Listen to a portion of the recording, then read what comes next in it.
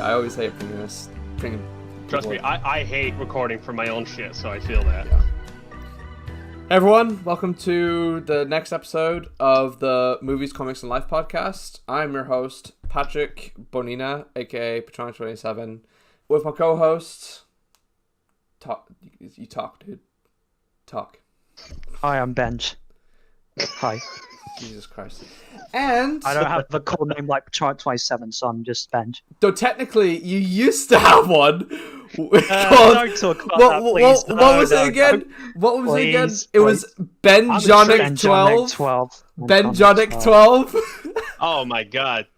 If that name doesn't get so much pussy, I don't know what that name will now. I just god damn, just swimming in it. God, and speaking of, swimming in pussy, you know where that voice is from? God. We have a special guest. We've got RCK. I can't believe I just fucked that up. Close enough. RCK Close Films. RCK Films. Hi, my name is RCK. People call me Rick for a lot of reasons. And my name is Rob, but you can call me Rick too because everyone reads my name as Rick. You can't protect her, Rick. Yeah, just oh god, please, yes. I'm an internet nerd that does nothing better with his time except talk about superheroes. So, yay! Welcome to the club. Welcome to my people. Yeah, and like I said in the update video, this is the dude who's pretty much inspired me to do all these motion comics. So sorry for your loss. But yeah, Back in the day, we knew him as Rob Discord. He is in like RCK Films now. Oh man, back when His no one old was name. able to read my name. Yeah. I changed it. People still can't read it. dude, people still can't read my name to this day. Patronic27. They're just like, is it Patronic? Patronic 27? I'm like, yeah, it's Patronic 27. But fuck. Usernames are stupid. That's what I've come to accept. Yeah, it really is. It really is. My mom came up with mine actually. Yeah, my mom came up with my original one. Seriously? And she came up with the RCK, the Rob Discord one, and I was like, that's just my name, initials shortened down. So I'm just gonna go with RCK because people can just read flat out RCK. Literally every time my name appears anywhere, it's always, "Hi Rick, thanks for the donation, Rick." And I went, well, fuck. So yeah, it's great. Yeah. Well, I figured we'd bring, obviously, Rob on board to talk about today's main and essentially only topic, because I feel like this is going to fill out an entire episode. And I think the Tom and Jerry movie. The Tom and Jerry movie, Yeah, it's pretty good. Tom and Jerry movie. Pretty good. Yeah, that's it. Yeah, I felt like... We're huge Tom and Jerry fans. Absolutely huge. I'm looking forward to the sequel. And I'm too tired to keep this joke going. Yeah. I gave up 5 seconds ago. That was the most I've ever talked about Tom and Jerry in my life. Hashtag restore the Tom and Jerry verse. Oh, Jesus Christ. But essentially today we're going to be talking about the Snyder Cut. The Snyder Cut. So yes. So yeah, without further ado, let's just dive right into this 4-hour monster of a movie. Where do we start? Let's start with our thoughts. Okay, so I was about to call you RCK. Rob, since you are the guest, fill us in. How do you feel about this movie? Oh boy. Well, I viewed it in the best possible way because I could not sleep because I was like too excited to watch it. Amidst other things, and I was like, it's 5 a.m. It has to be uploaded by now. Let's fucking watch it. Not to mention, outside it looked like a Zack Snyder movie because it was cloudy as shit, wind just blowing everywhere, raining fucking, as Harley Quinn said it rains like angel splooge. So it was just all that outside. Yeah. And I was like, let's fucking do this. And I haven't felt that way about a movie in a very, very long time. I think the last time I ever felt that like weird sense of like satisfaction, wonder, excitement, and wanting more, I think was when I saw Joker. And like even that movie, like again, I've accepted like it's not as great as it could be, but it's still pretty good. This movie was always I was just like, I need to watch this again immediately, and I just kept playing on a loop so many times. It is so much better than I thought it was going to be, because I have been very critical with some of Zack Snyder's movies. I respect the man absolutely, especially with what he went through making this movie. And I like a lot of his movies. Watchmen, I think, is absolutely just one of his best movies. 300 is just so stupid. I love it. Yeah. I even love that owl movie he made, Guardians of the Cahul or something like that. Yeah, I remember that. Yeah, I remember that. Yeah. I have so much respect for that movie. But then, Man of Steel, I like Man of Steel, but it could be better. Yeah. I loved it when I first watched it, but now I'm just like, yeah, there's things missing here. Yeah, I hated Batman vs Superman when I first watched it. I so unfairly hated that movie. Then the Ultimate Edition came out, and as the years progressed, I was like, not the kind of movie I would make, but I appreciate what it's doing. Yeah. So when I was nervous about this movie, and I'm not talking about the 2017 version, we'll talk about that later. This movie, I was obviously very nervous, considering the fact that there's gonna be 4 minutes of additional shots. Jared Leto's coming back. All this other shit. It's gonna be a 4-hour long movie. Are people gonna unfairly hate it like they did the other movies? Will this be good? I don't know. And I think maybe only have 2 things that I have from with the movie, and they're only just annoyances. Yeah. That's really it. Just flat out annoyances. Everything else is this is what it feels like reading a DC comic. That's what I felt reading this movie. It felt like a DC fucking comic. Absolutely. I felt like this is the Justice League that I've always wanted to see growing up as a kid. Mm-hmm. Everybody looks the fucking part. Everyone plays the fucking part beautifully. The music is goddamn outstanding. Ben Affleck as Batman, daddy as fuck. I've always was like, this is the guy. Yeah. Henry Cavill, Superman, so happy he's back. I just wish we saw more of him. Yeah. And I don't really understand him sticking with the black suit, but that's just another thing. Neither do I. And I don't get it. He has to earn the suit colors. It's a fucking suit anyway. Yeah. It's just a suit. But no, yeah, I absolutely love this movie. It is pure, just unashamedly DC, and it's not embarrassing at all. It's not like I'm embarrassed to say I like Batman vs Superman now. I can full on just it feels so good that there's a good Zack Snyder DC movie. Absolutely. Yeah. It's I even said which could arguably go ahead. Which could arguably be said to be the best one so far. Well, I was gonna say, I think not only is this the best DCEU movie, not only do I think this is the best Zack Snyder DC movie, I think this is the best Zack Snyder movie. Yeah. Because there's no one... Okay, he had a few things that he kept, Warner Bros. Told him not to do, like the whole Bruce being with, and falling in love with Lois thing, or just a couple of other things here and there. This is purely a Zack Snyder movie. 4 hours of his vision, what he wanted to do, no one interrupting him, no one telling him to not do this, no one telling him to not do that. This is just what he wanted to make, and this should have been a huge wake-up call for Warner Brothers to say, do not fuck with a director's vision anymore, because that shit's over with. So, yeah, I think this is Zack Snyder's best film. That's great. I think it being on HBO Max really helped the movie, because if it was released in theaters, it wouldn't have helped the movie at all. They would have had to cut it down to 2,500, cut out an hour and a half of the movie, which would have fucked it up a bit, like Batman v Superman. Yeah. Mm-hmm. I definitely think this movie could probably work as a 3 hour, probably roughly the same time as Batman v Superman the Ultimate Cut, and they released that in theaters. Though I don't think back in 2017 they had it's not like you're releasing Avengers Endgame, It's not like... Yeah. Because they're this is the big finale. This obviously has to be 3 hours. This is the first time we're seeing these characters on the big screen, so let them. Yeah. I can't really see this movie being anything else except for 4 hours, and it didn't even feel like 4 hours. Yeah, that's the thing. Yeah. The only thing is, it felt like maybe 3.5 hours, which isn't much of a difference. Yeah. But like, I gotta say, I can't really think of a scene you could take out. So. Well, except for like probably 10% of the slow-mo shots, and I'm sure.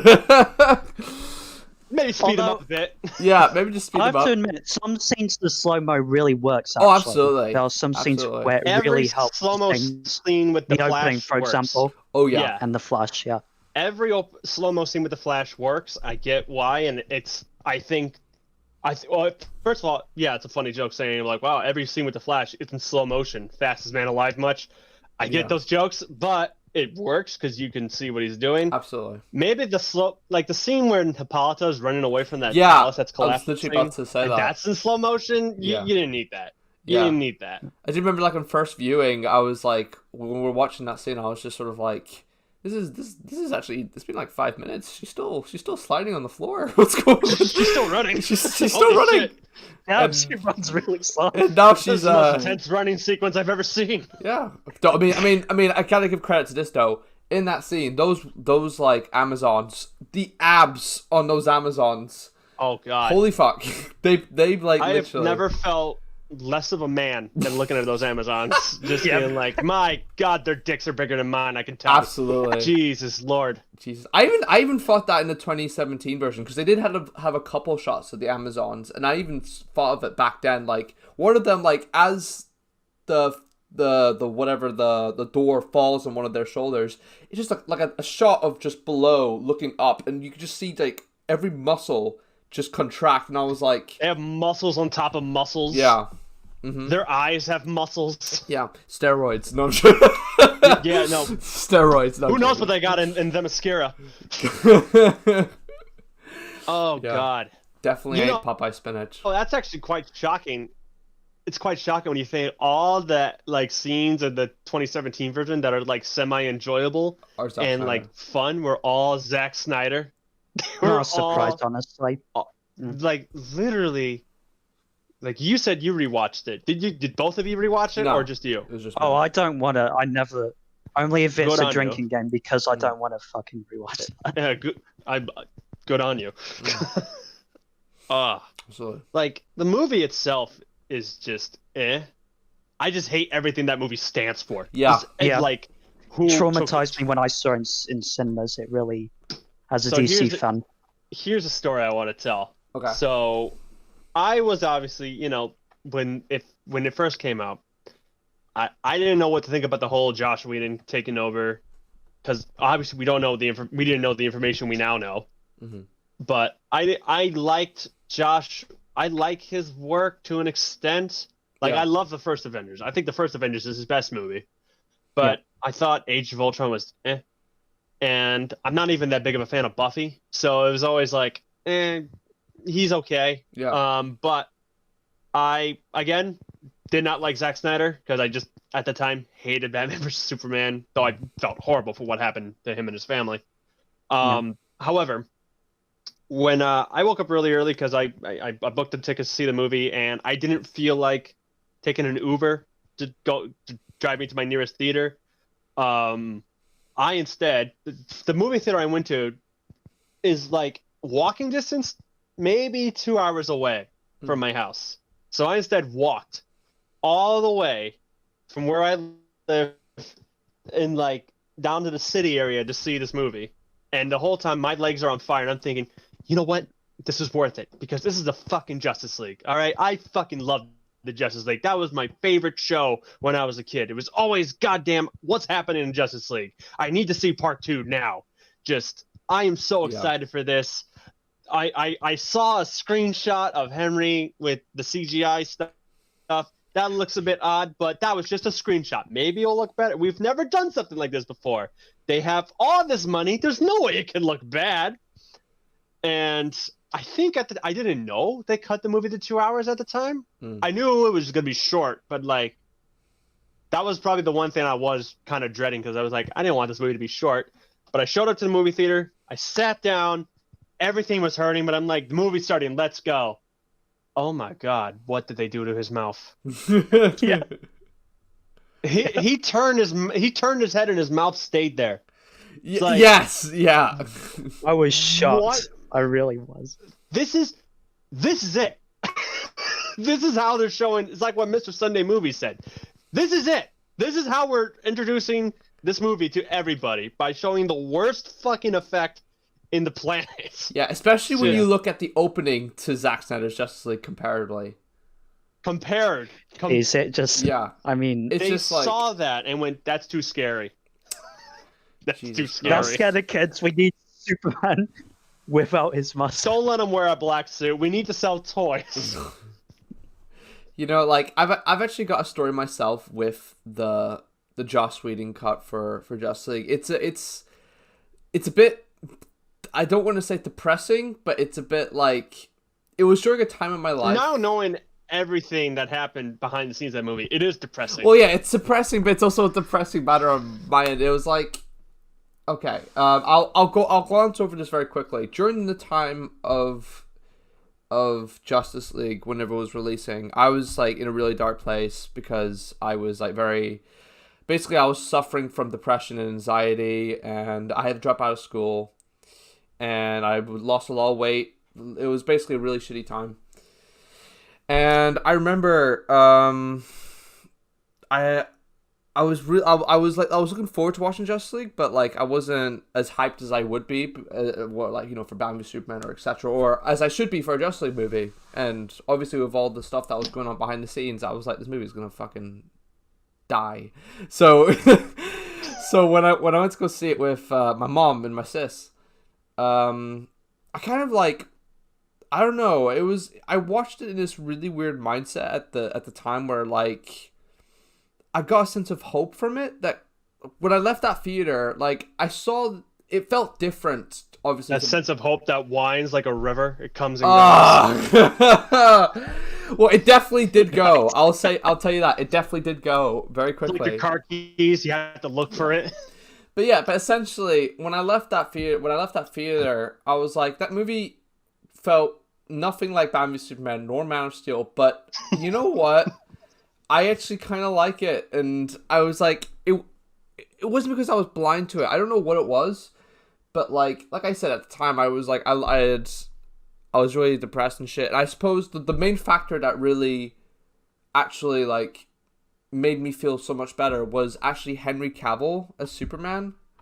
He was great in it. Yeah, but like it was more like seeing like the fact that they brought this version of Superman and made him like more like the comics, kind of very hopeful.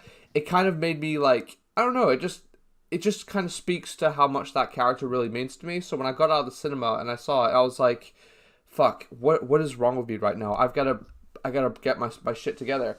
And essentially, that's when I started getting a bit better, was because I was like, Henry Cavill is a fucking beast in that movie. I gotta become a beast. So I was like, so that was essentially he was the main inspiration for a lot of people to go out and work out. So yeah, God bless him for that. But I didn't do it, but I appreciate everyone else who did. But I will not disregard a few months after that, and I started, you know, feeling better. Looked back on the film, and I was like, this movie's fucking dog shit. Oh my God. It was like, I knew this one dude who saw Rise of Skywalker, and he was very sick. He might have had COVID actually when he saw it. I'm not sure. Oof. Probably not. But he was very sick, and he watched them. He went to theaters like a little bit once he was starting feeling better to watch the movie. Yeah. And he came to me. He was like, I might be a little bit nice to it because I'm just very, very sick. I need to watch it again when I'm feeling better. And when he watched it again, he tore that movie in half. So yeah, when you're feeling a certain way, you watch a movie, and you automatically have a nicer opinion about it. Absolutely. Because you're like, you know, like, this movie could be worse. This movie could be me right now. God. Yeah. I remember I liked it when I first watched it, but like the only big praise I had for it was Henry Cavill, Superman. Yeah. Because I was like, that he feels like Superman. This is such a course correction, which is a little bit backwards, but I would love to see more of him. I gotta say, And, the Superman in like, I know we're really going kind of off the Snyder cut right now, but hey, let's get our trash the Wheaton cut in half first. Okay, absolutely. Then we'll talk praise about it. Like the thing about the Superman in that movie, right, is like, I feel they got the essence of Superman right. It shows that Henry Cavill can play this iconic version of Superman well, and it shows that if he got his own solo movie and they did something similar to this, it would work. But the way his dialogue was written, and not to mention the way he would, like, the fact that he looks like fucking Abomination, it didn't help. But like, he looked like Bizarro. Yeah, he looked like Bizarro. With his buck teeth and shit. But like, the dialogue he was given was completely horrible. Like, on the rewatch, every time he spoke in that movie, I cringed so hard. I'm sorry. It's just like, oh my god. Like, It wasn't just him though. So many of them had terrible dialogue. Like, okay, I like the scene where Superman was laughing with Cyborg, because that felt very Superman, because he was like, "Oh, I take it back, I want to die. How do my toes work?" And they're laughing, they're having a great time. But the scene that just ruined it for me was when Wonder Woman was like, "Oh, I work with children." Oh my god, yes. It's like, bitch, no one asked you. We're having a great time. But Rob. Yes. What is brunch?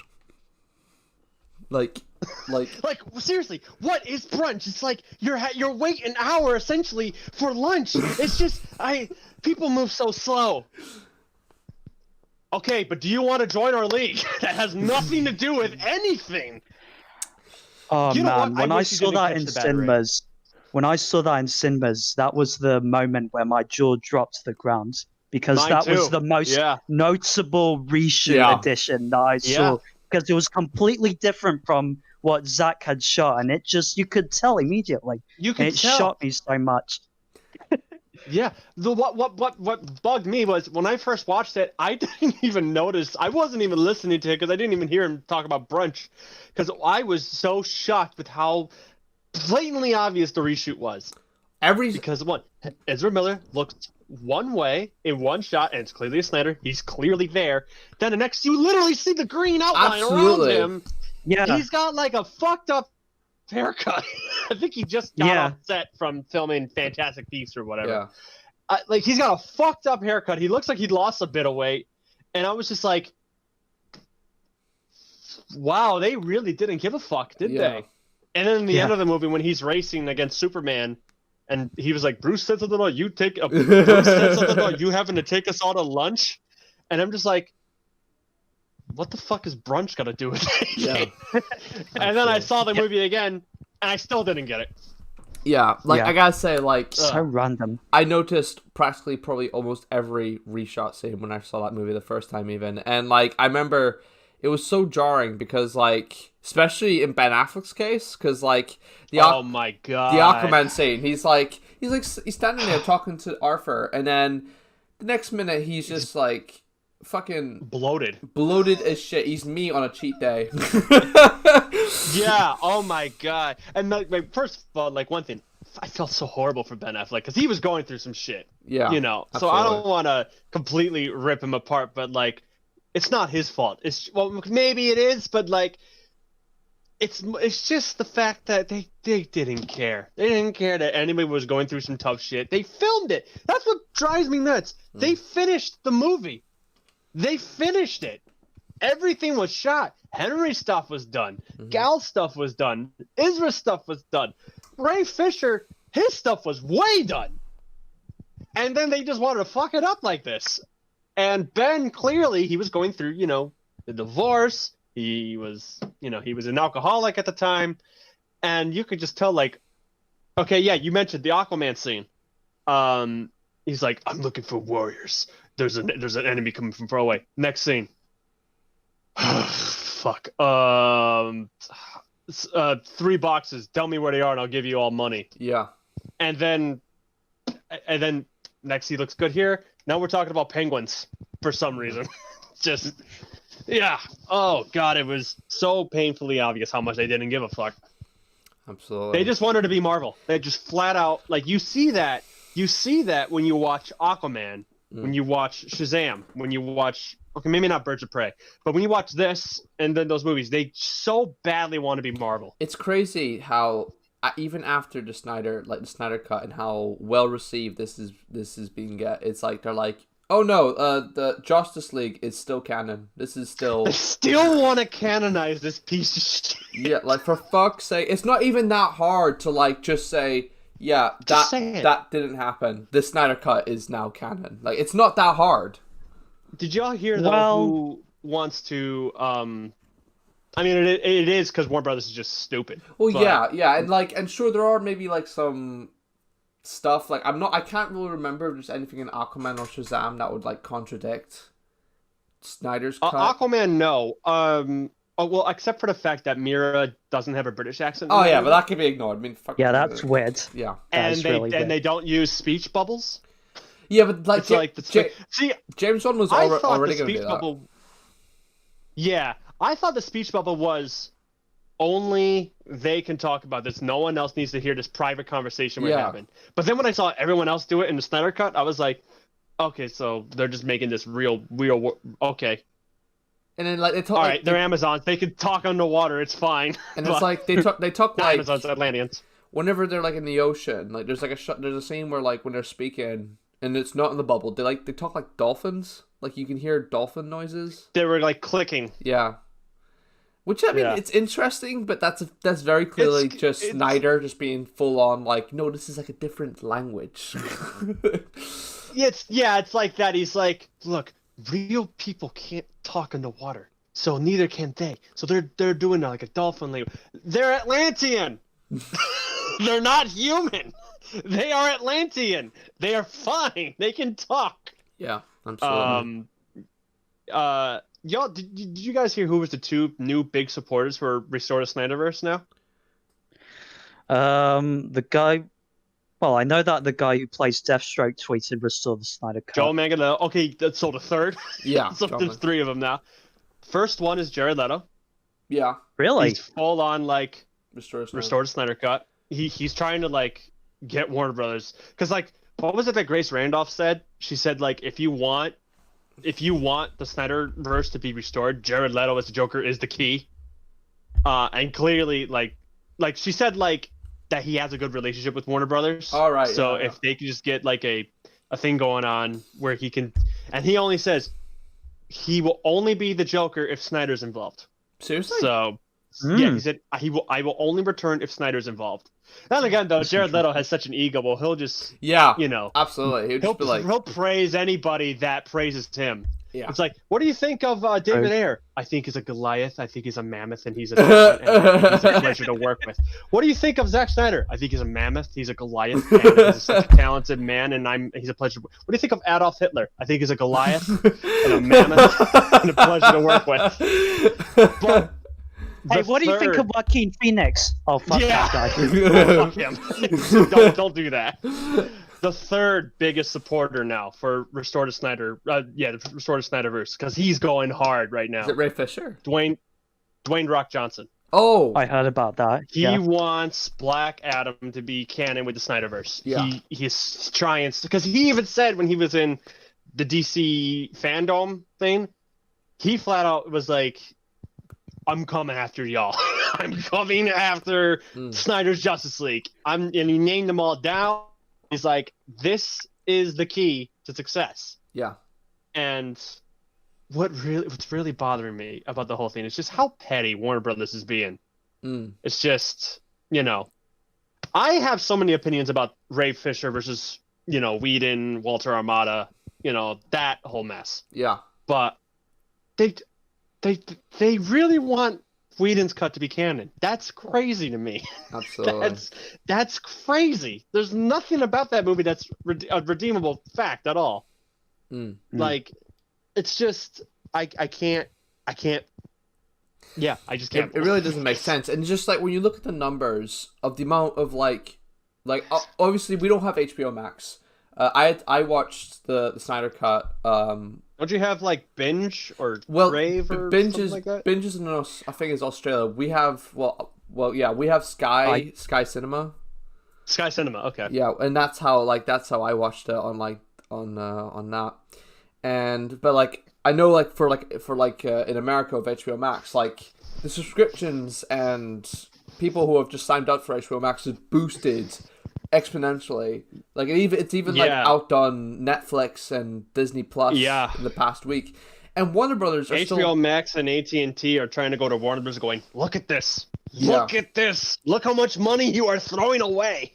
They're like, James Gunn, Suicide. You're making a movie, right? Yeah, release that Birds shit. of Prey. This is how we want to do shit. Yes. Oh, what? Birds of Prey is now Canada Justice League? All right, fuck Birds of Prey. So now... God damn it. Yeah.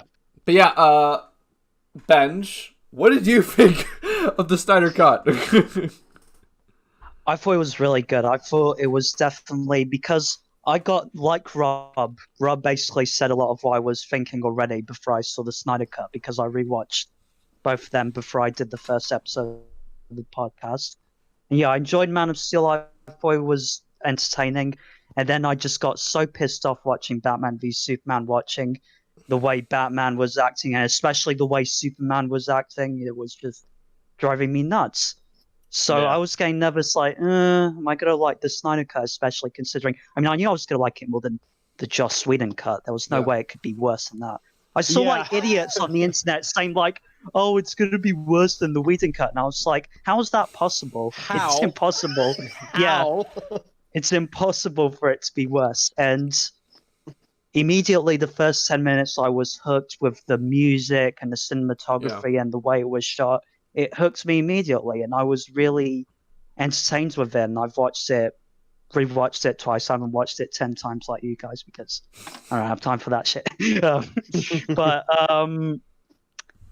Yeah, I think it's the best one definitely the best one out of the 3 movies Zack Snyder's made for the DCEU by far. Oh, yeah. No question.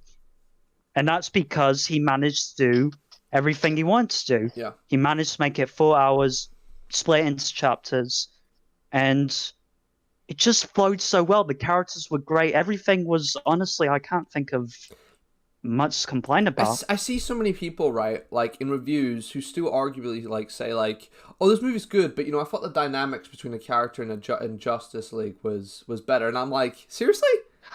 What? Like, What? People generally like think like, oh no, Aquaman was less of an asshole in Justice League, and his like there was more of like better chemistry between them, and I'm like, oh, there wasn't. no, like there wasn't. I remember first watching, like, one of the first things I first like that came to mind seeing this, I was like, these characters interact so much better in this and more realistically than they did in that film.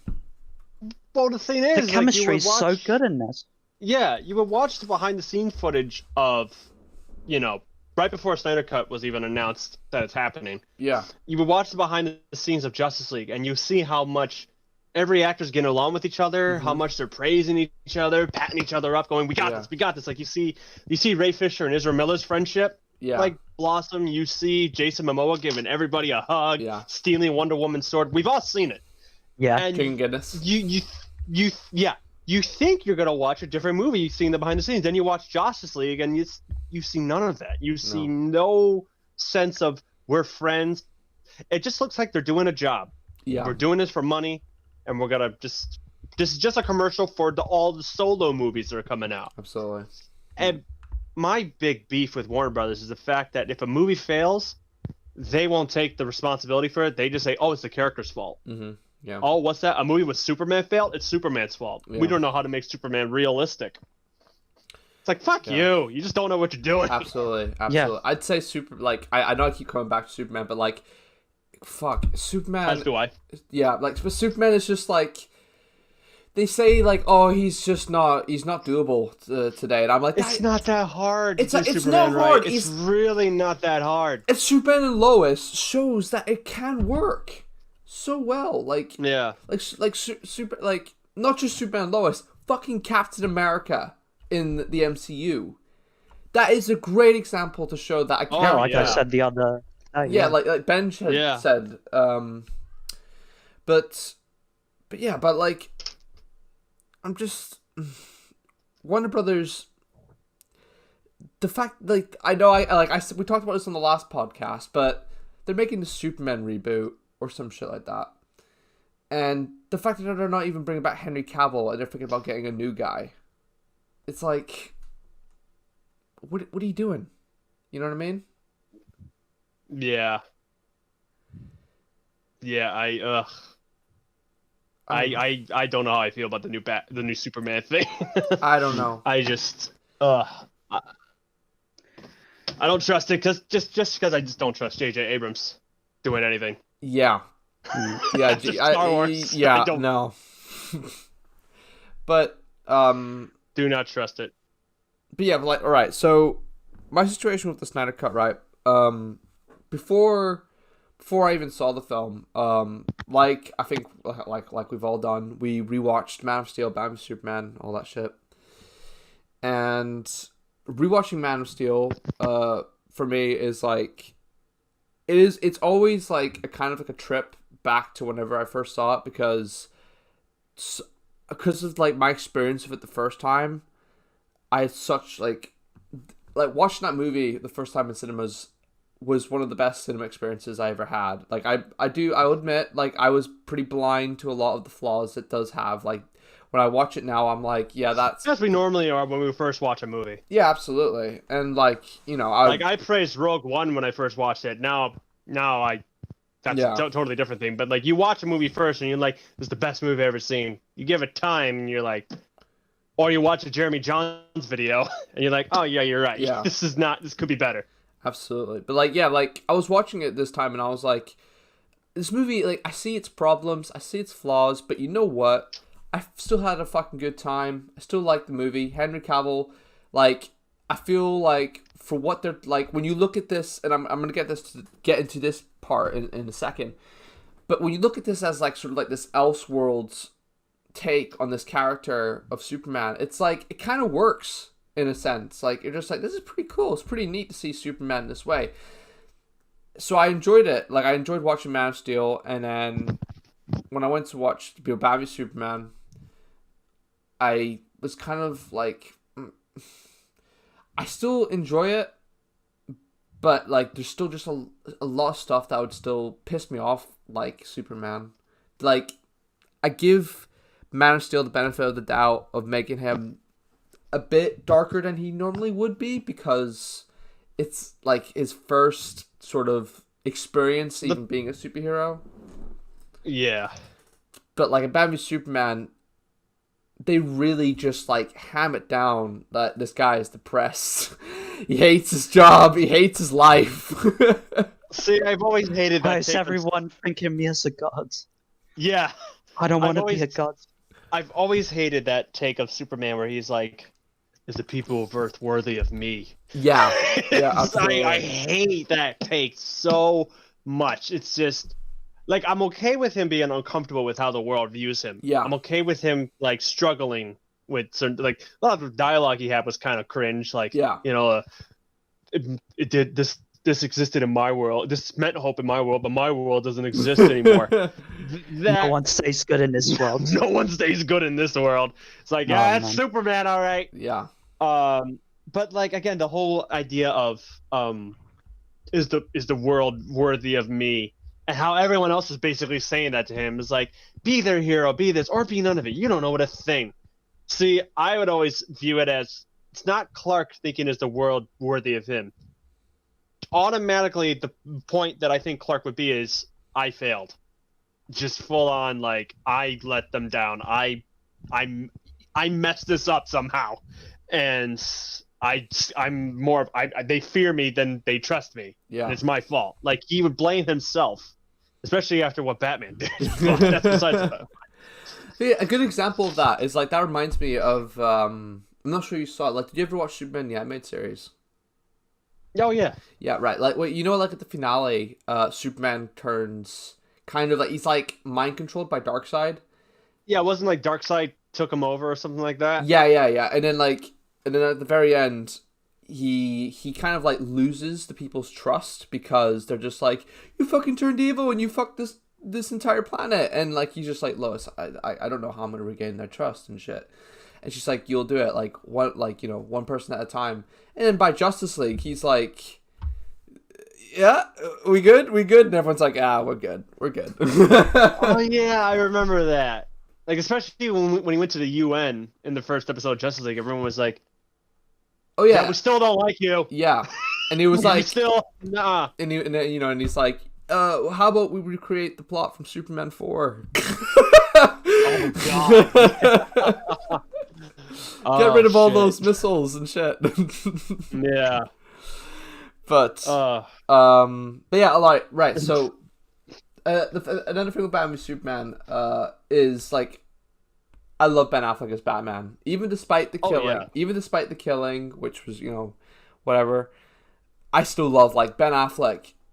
I remember like whatever would get me like just motivated to even rewatch that movie was like, Ben Affleck is Batman, and he's so fucking good. And that was another thing that frustrated me so much about Justice League, was like how dirty they did his version of Batman in that film.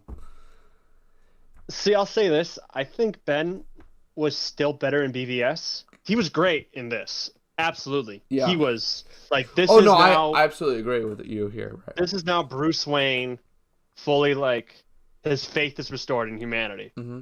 Mm-hmm. It was all of a sudden... Yeah. Like his whole 180 on Superman is a bit much. Yeah. But either way, humanity is restored in him. Faith is restored on him. So this is his more heroic side. Mm-hmm. Like you see him like helping up a soldier or something like that. Like, I never thought he pats his shoulder too. Batman do that. He pats his shoulder. Just up, soldier. Let's go. But, that brutality that he had in BVS is so good. It's just like, that was the Batman I wanted to see for years. Mm-hmm. I do kind of wish that just meanness. I kind of wish they did kind of keep that for Zack Snyder's Justice League, just a bit of it, a sense, like maybe even like show a bit of that frustration with the team. Like I don't know how to really put it, but like I don't know. When they said that he had an F-bomb, I thought he was gonna drop it at like Aquaman or Wonder. Yeah, like I thought so too. Yeah. I thought Get so. Your head out of your fucking ass. It's like shit. And everyone just starts fucking like swearing at that one part, and they're just like, "Oh, so this is why." If she kills you, we'll cover for her. God, did Steve Trevor tell you that? Oh, God.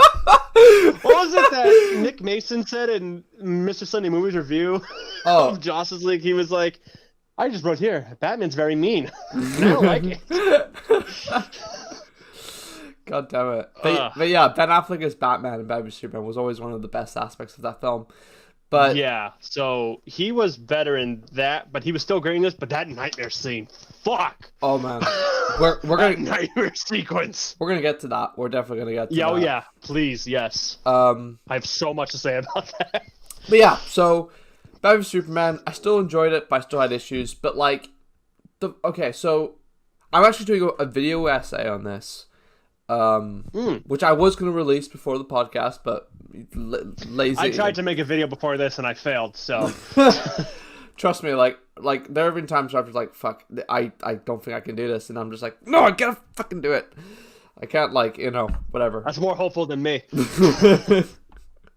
My hope is just as good as a lost set of car keys. Oh, Jesus Christ. Okay.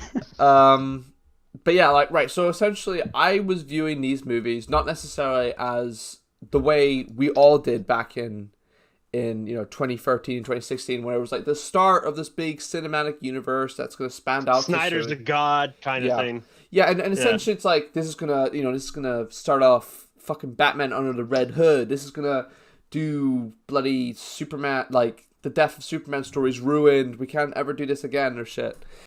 So essentially, I was like, right, this is Lord of the Rings. This is a trilogy of films. And there's nothing outside of these films. It's just this one continuity that belongs to this one director who has this specific vision of these characters that it may not suit mine or yours or whatever, but it's his vision. Let's see what he has to say. And essentially that's how I was viewing Man of Steel and Batman v Superman. And I was like kind of having a pretty cool time with it. You know, I was like, this is kind of like reading, like as I do a lot of the time, reading an Elseworlds graphic novel brought to life. So that's how... I kind of felt like reading Earth 1. Yeah. The Earth 1 comics. That's a great example. Felt like that. Yeah, and essentially, so like that's how I was getting into Zack Snyder's Justice League. So, I don't want to say like I was like the biggest supporter of release the Snyder Cut. I was glad that was being made. I was excited as fuck whenever they announced it. I was just like, I didn't really care if it was gonna be bad or good. Well, I wanted it to be good, but like if it was complete shit, all that mattered was the director it was here. Yeah, it was here. The director got his vision out. This is the movie he wanted to make. I'm so happy for him. He deserves this. This is gonna be awesome. So I was like, I was pumped. I was like, fuck it. I'm just gonna have a really fun time with this movie. I'm not gonna, expect bloody what I would expect from a Justice League movie. But you know what? Let's do this. But man. After I saw, like, good Lord, I probably watched this. I watched this kind of like how you would view a 2-parter finale for, like, Harry Potter Deathly Hallows Part 1 and Part 2, and because essentially what I did was Avengers Endgame. Yeah, like, because essentially, like, I knew I was gonna have to take a break during this movie because I gotta eat. I never did. You are a madman. I had nothing to do. I was just watching this whole thing, and whenever I got a phone call, I went, "Shut up," and I just continue watching the movie. But no, but like essentially slammed the shit on my phone. But yeah, but no, like I have like I gotta eat, dude. Like I get hungry like that. Like so, I was just like, man, I gotta fucking eat. And I was gonna like put the movie on my USB and watch it downstairs while I was having dinner. But, like, for some fucking reason, my Blu-ray wouldn't play the file, so I was like, shit! So I was like, like, downing my fucking dinner as fast as I could and ran back up the stairs. But essentially, I stopped at about probably the best point where you could stop in the film that kind of feels like, all right, we've just hit the halfway point, which was, like, after chapter 3?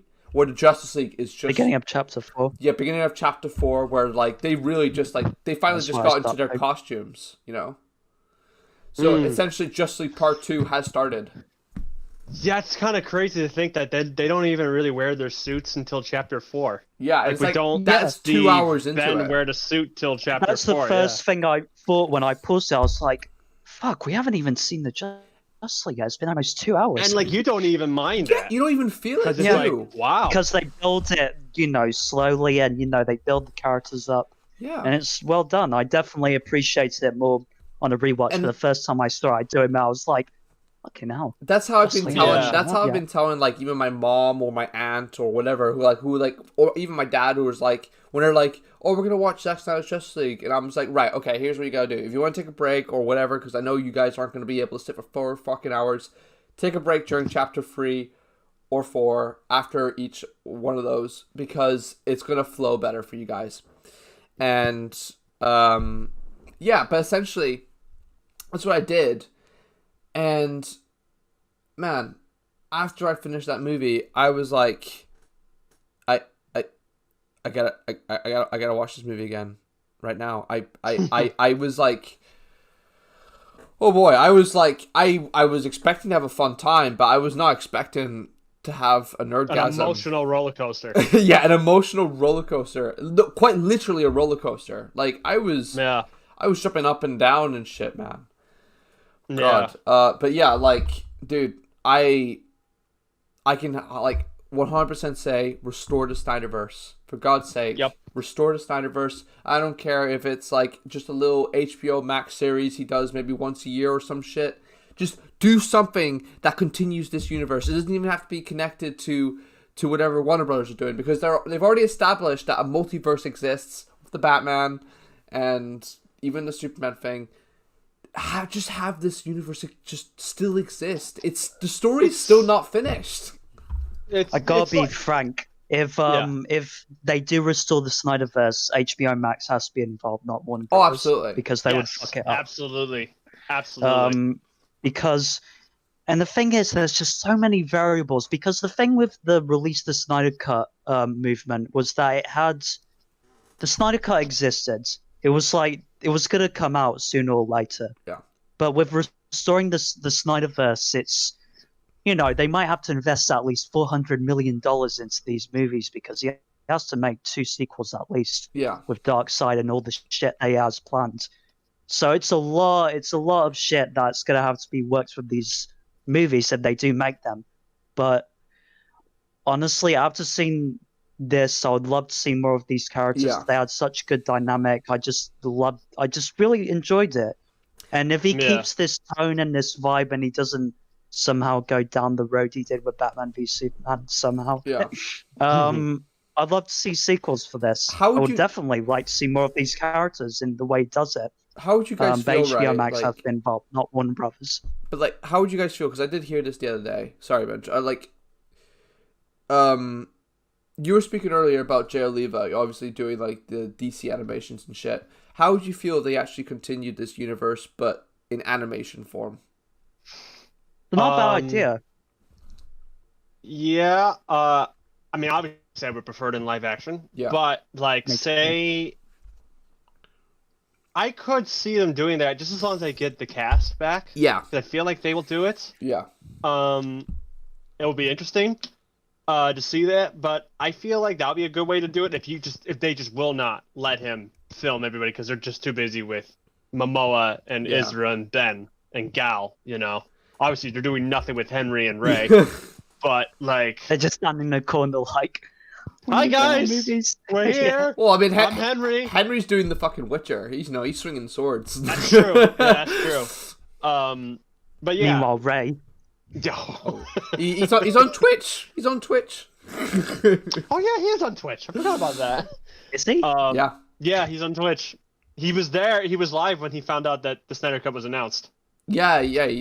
That was actually really cool. The way he got all emotional and shit. I was like, yeah, he was like, shit, y'all and did it. And man, literally after seeing this movie too, I can understand why. Because he had literally the best fucking arc in this entire film. Oh god, dude, Cyborg in this movie.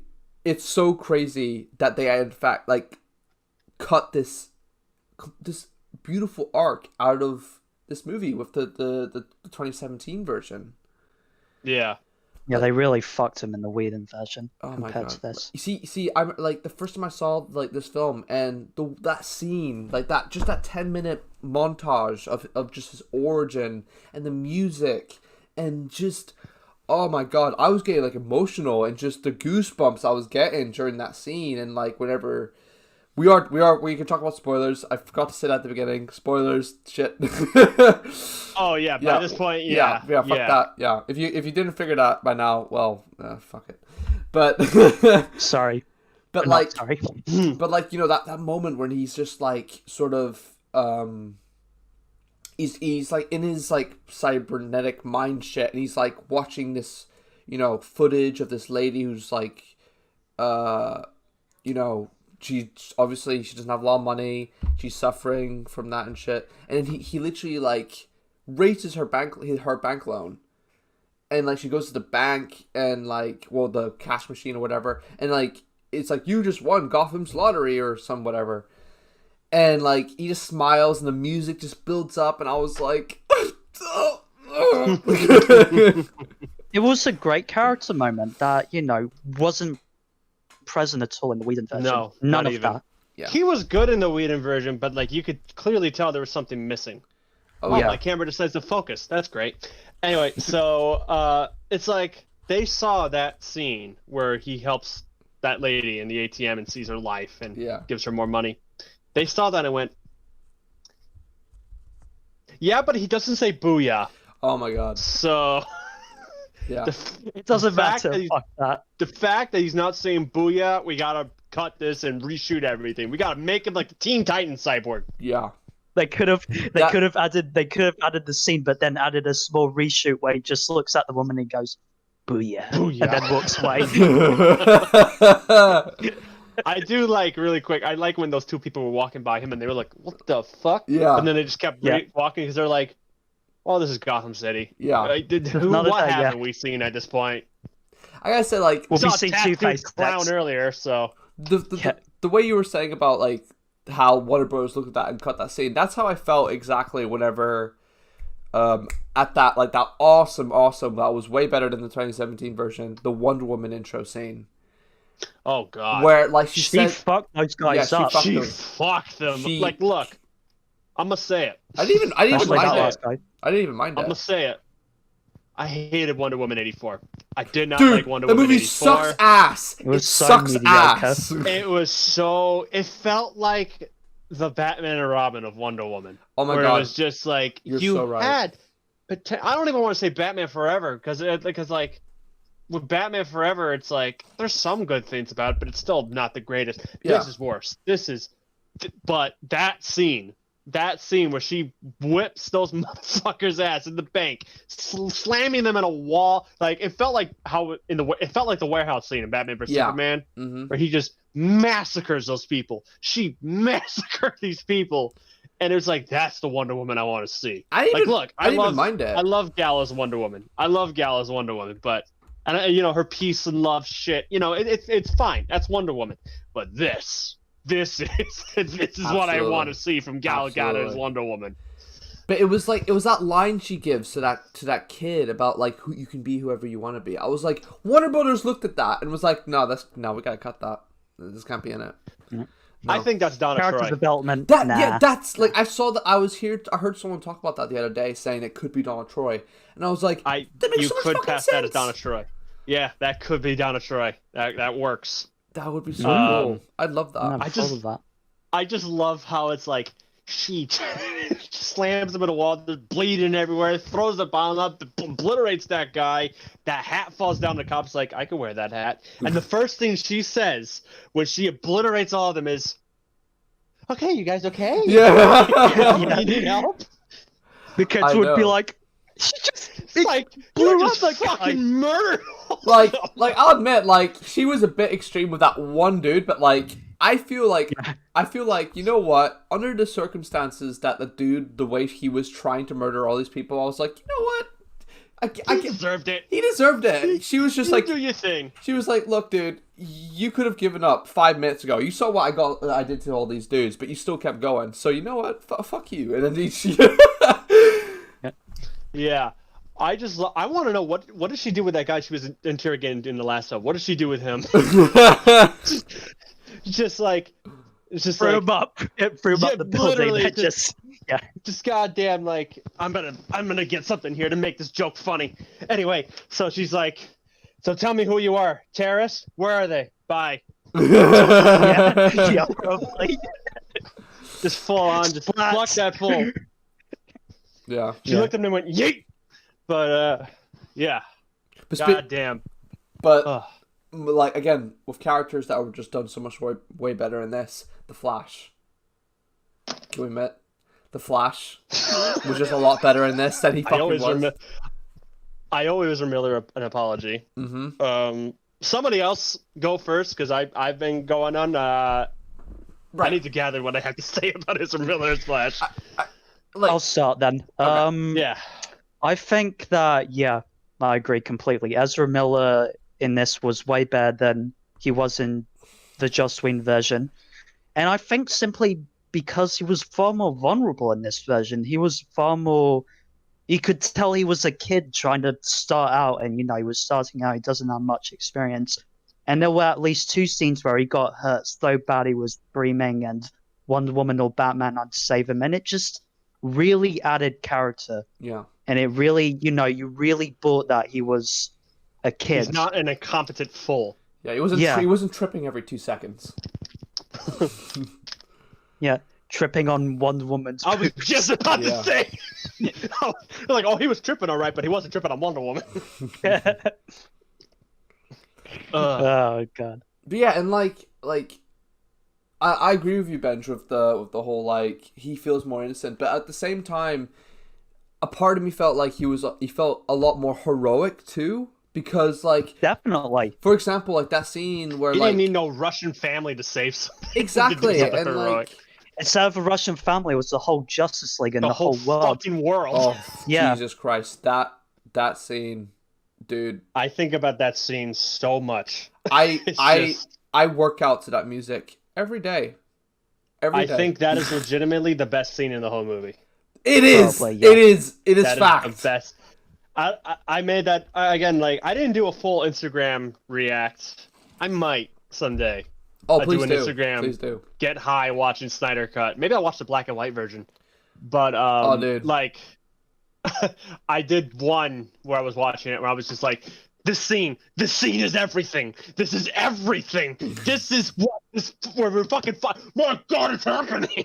So this explosion killed Superman. What? Yeah. But yeah, flipping the fuck out. That was such an epic scene.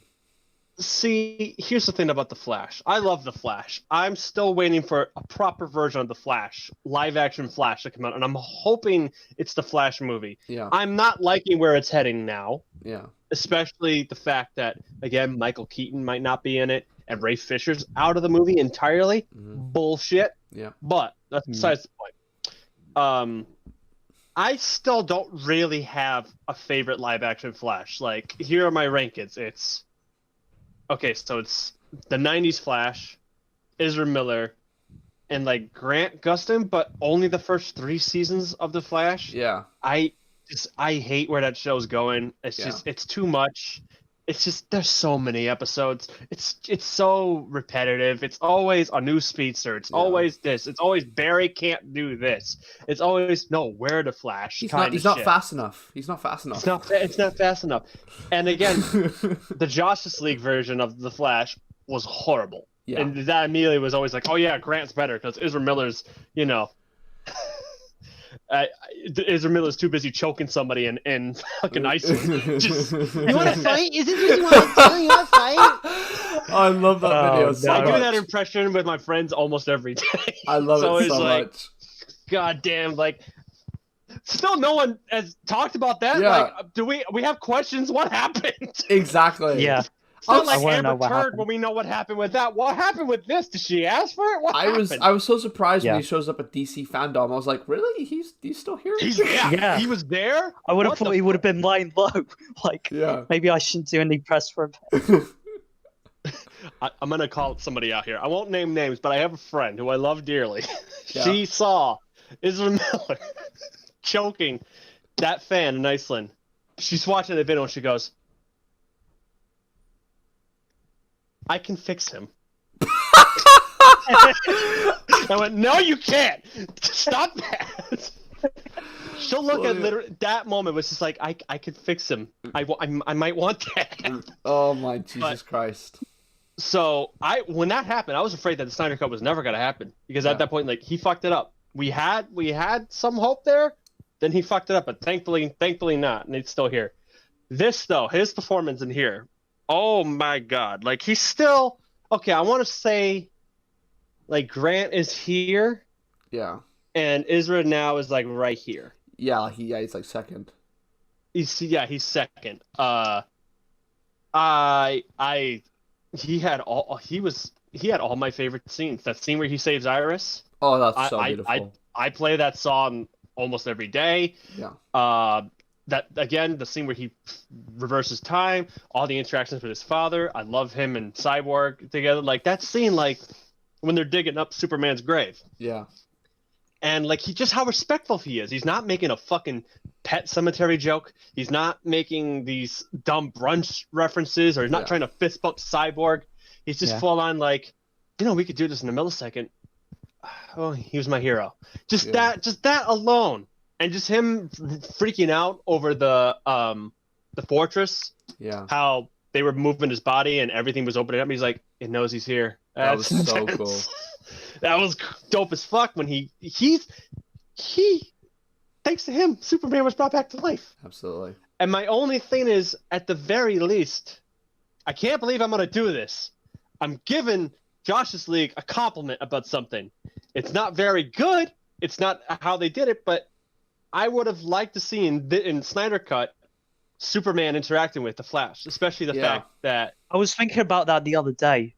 Yeah, the fact that the Flash kept talking about how Superman was his hero, and the way he's looking at Superman, like when he came back, and when he's looking at him when they do that epic team shot, at the very least, at least in Justice League, they raced together, and I was hoping that was in the Snyder cut. It was just completely reshot. Yeah. Unfortunately, it wasn't. But like, because I feel like if Snyder filmed that scene, it would have been funny. It actually would have been cool. Arguably said Henry would probably have had less lines. Yeah. Oh my God. I can't believe he has more lines in Justice League than he does here. He does. Way more lines. He does. Yes, they're not good. More. They're not good lines. They are horribly, like, again, he just came back to life. I know we were just talking about the Flash, but this is driving me crazy thinking about this. He just came back to life. He just went back to the Kent farm. You get rid of that beautiful scene where him and Lois are in the Snyder cut. They're talking about, oh, I'll take that as a yes. And they're just talking about coming back to life and everything. What was it like coming back to life? It was itchy. Itchy. it was itchy. It's just like, this is it. This is what you're giving him. And then, oh, I know you didn't bring me back because you liked me. I don't not like you. You have all these, I'm glad I didn't miss this and other shit. Do you bleed? Do you? Even Zack Snyder was like, that was stupid. That is fucking retarded. So anyway, yeah, The Flash. Yeah, he's amazing in this. He is so. I am so hyped for the Flash movie now. I just hope they don't fuck it up. Yeah. Here's what they should do. Instead of trying to step away from, because something tells me, even though it's not the Flashpoint movie, they are clearly stating this is not Flashpoint. This is something completely different. This is the Flash going through different alternate universes. You're going to hopefully see Michael Keaton as Batman. You might even see a little Nick Cage as Superman. You might even see Brandon Routh return as Superman. Yeah. You might even see Titans or even Grant Gustin as the Flash appearing. Yeah. This is a crazy movie. This movie needs to happen. However, what they should do, and this was shown in good faith, whatever happens, he should not reverse time or like change courses, do a complete different type of Flashpoint-esque thing. Yeah. And restore the Snyderverse. Just completely like restore it. Like he runs back and it's Henry is Superman, Ben is Batman, Gal is Wonder Woman. They're all back and everything's fine. Everything's grand, dandy and shit. Because what I thought was going to happen was when Crisis happened, and they showed Ezra talking to Grant, which is such a cool scene. Yeah. I loved how they did that. Apparently Ezra was high during that. I can see it. He was too busy off the high of choking a woman in Iceland. That Iceland's got some good shit, let me tell you. But yeah, I thought what they were gonna do is, after what happened with what Oliver did y'all see Crisis? Yes. I know it's stupid, but it sucks I saw half of it. I didn't see all of it. I hated it. Well, long story short, Oliver did this thing where like he kind of changed different realities and like made them better. Like he brought some of the dead ones back, and he connected them too. Like that's why he connected Supergirl and the Flash into one Earth. I thought what they were gonna do is right after that came out, then that's when they announced the Snyder cut's coming back. I thought what they were doing was, so Justice League was before Antimatter fucked up everything. So after what Oliver did, he made the Snyder cut canon. That's what I thought they were going to do. It was like, that would have been great. That would have been amazing. Oh, we're not doing that. Oh, okay, never mind. So if he could just run past and restore the Snyderverse, that would be great. I know they won't because they're petty. Yeah. But that's what they should do. Because it's the right thing. It's the right thing. It's the right thing to do.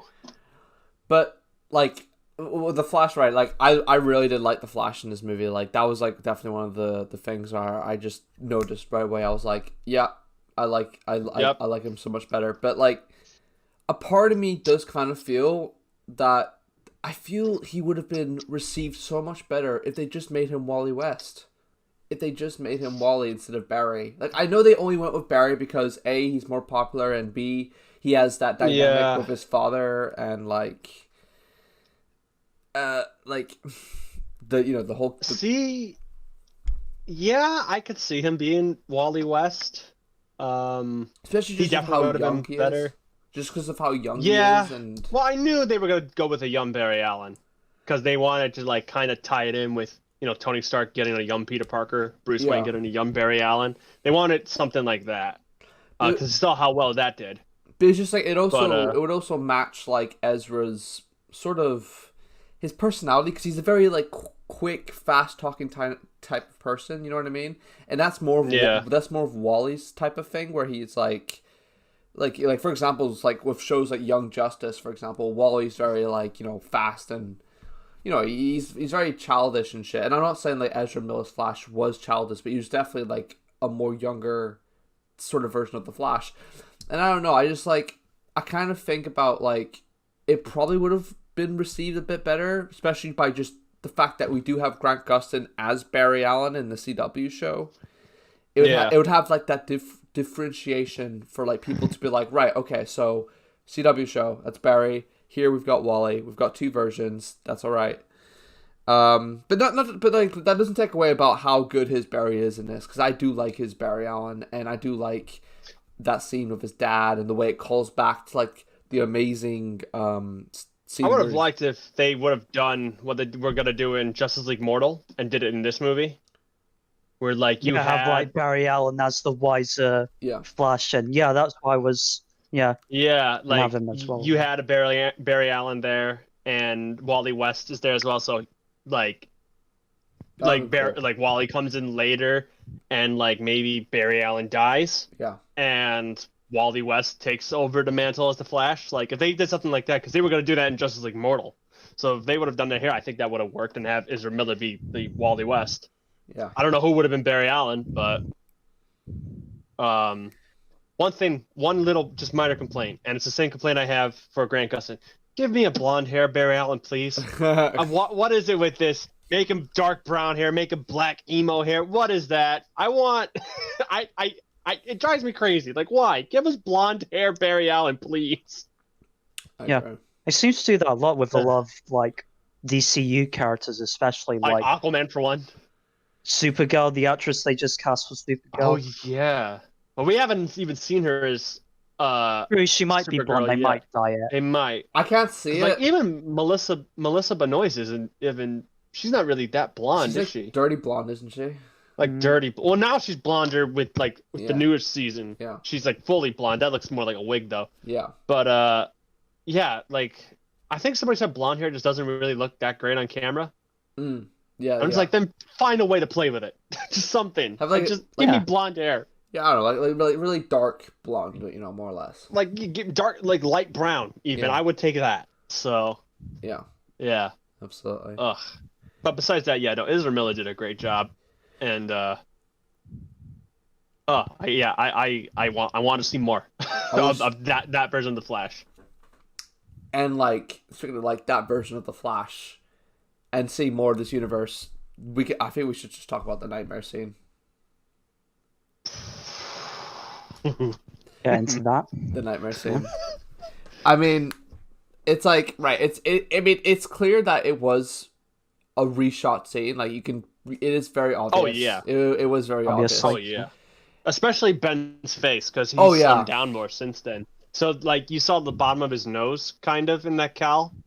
Yeah. So like, because clearly that cowl doesn't fit his. That was head, definitely just that was when he was huge. That was definitely just like a cowl they had in storage from Batman v Superman. It was. It's the Dawn of Justice cowl. Yeah. So like apparently one of them actually did rip, or some sort of shit.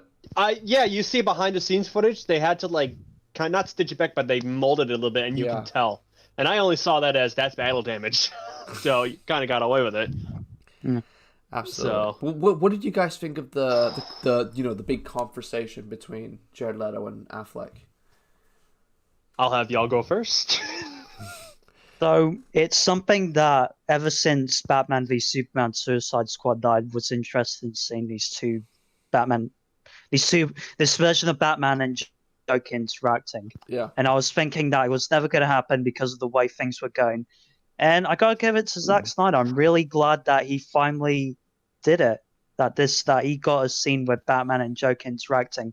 Now, Ben Affleck and Jared Leto might not have been on set on the same time. Apparently, because of COVID, they went on set at the same time. But it was an interesting scene. The dialogue was Yeah, it was interesting. Hearing Batman saying, "I'll fucking kill you, Joker," or something to that extent was interesting. I wasn't expecting. I was like, "Whoa, Batman, calm down there." I kept in mind that F-bomb Have had a not been Snickers, dropped Batman. yet, so I was like, he's got to say it here at some point. Yeah. Once I heard Jared Leto was returning as Joker, that's when I knew, like, oh, that's who the F-bomb is for. That's who it's for. That's wonderful. Absolutely. But yeah, like, right. So the thing about that nightmare scene is, I thought it was like, it kind of like comes out of nowhere. Like I remember when I first saw it, I was like, whoa, okay, we're here. Just kind of like it was in Batman v Superman, where it just kind of just like pops on screen. And like I remember like thinking to myself like about it, like, man, this is really, really like, I want to see more of this in like, I just want to see more of this. And then when Jared Leto starts talking and shit, and Ben Affleck goes up and talks to him, the first thing I did kind of pop, like the kid that did kind of bother me. I don't know what it was. It was like more my first viewing. I did find the dialogue a bit off. I was like, I was kind of like, Snyder definitely wrote this scene. This was definitely not like Chris Terrio or Snyder wrote like the official like first like draft of it. Yeah. And he gave it to Chris Terrio. Yeah. And like it's basically the same lines that Zack wrote. It's just I guess all Chris really did was like made it more script. Yeah. And was like, you need to be here, you need this. What you have this callback, I'll add this line where Batman says fuck, and you know that whole thing. But yeah, but like essentially like that's how I was kind of feeling with that scene. And also just again with the whole aspect of they weren't on set together.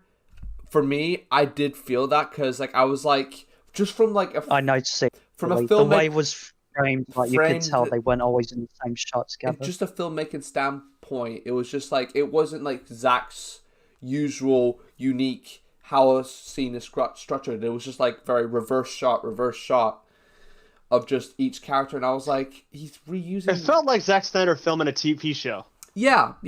Like this is what he would do if he was doing a TV show. And hey, if the HBO Max show they do it's like that, I'm like, yeah, let's do it. Yeah, that's fine with me. That's cool. Yeah. But look, aside from that, I really did have a fun time with that scene. It was so cool seeing Ben Affleck's Batman and Jared Leto's Joker actually interact. And like a lot of people were like saying shit like, oh, that weird line that Joker says about giving Batman a hand job. Personally, I don't like. I laughed. I laughed at that. I felt it just like I wasn't surprised by it. I wasn't put back by it. I was like, yeah, that is the Batman Joker dynamic. I mean, for fuck's sake, there's a comic panel in Batman Arkham Asylum where the Joker slaps his ass. You know. Yeah, I remember that comic panel. Yeah, I remember reading it. Being get off me! Whoa, Joker. Exactly. So even like, the Lego Batman movie, they established that like Joker has like some romantic feelings for Batman. So I wasn't put off by that. But yeah, I mean, no, I laughed. But no, I just thought that scene was so cool, and overall, I just want to see more of it. That's just the outcome I came from that scene. And like I want to say as well, like this kind of like ties back to some other aspects about the Snyder Cut. The another thing that is very noticeable about it is the shots they do reuse of Henry as Superman from like Man of Steel and Batman v Superman, where he like stands up and looks up, and it's obviously because they're gonna get Henry back for the reshoots and shit. But like, I don't think anyone who's like as hardcore fans about this sort of stuff is gonna notice it except us, because we've seen those films. Yeah.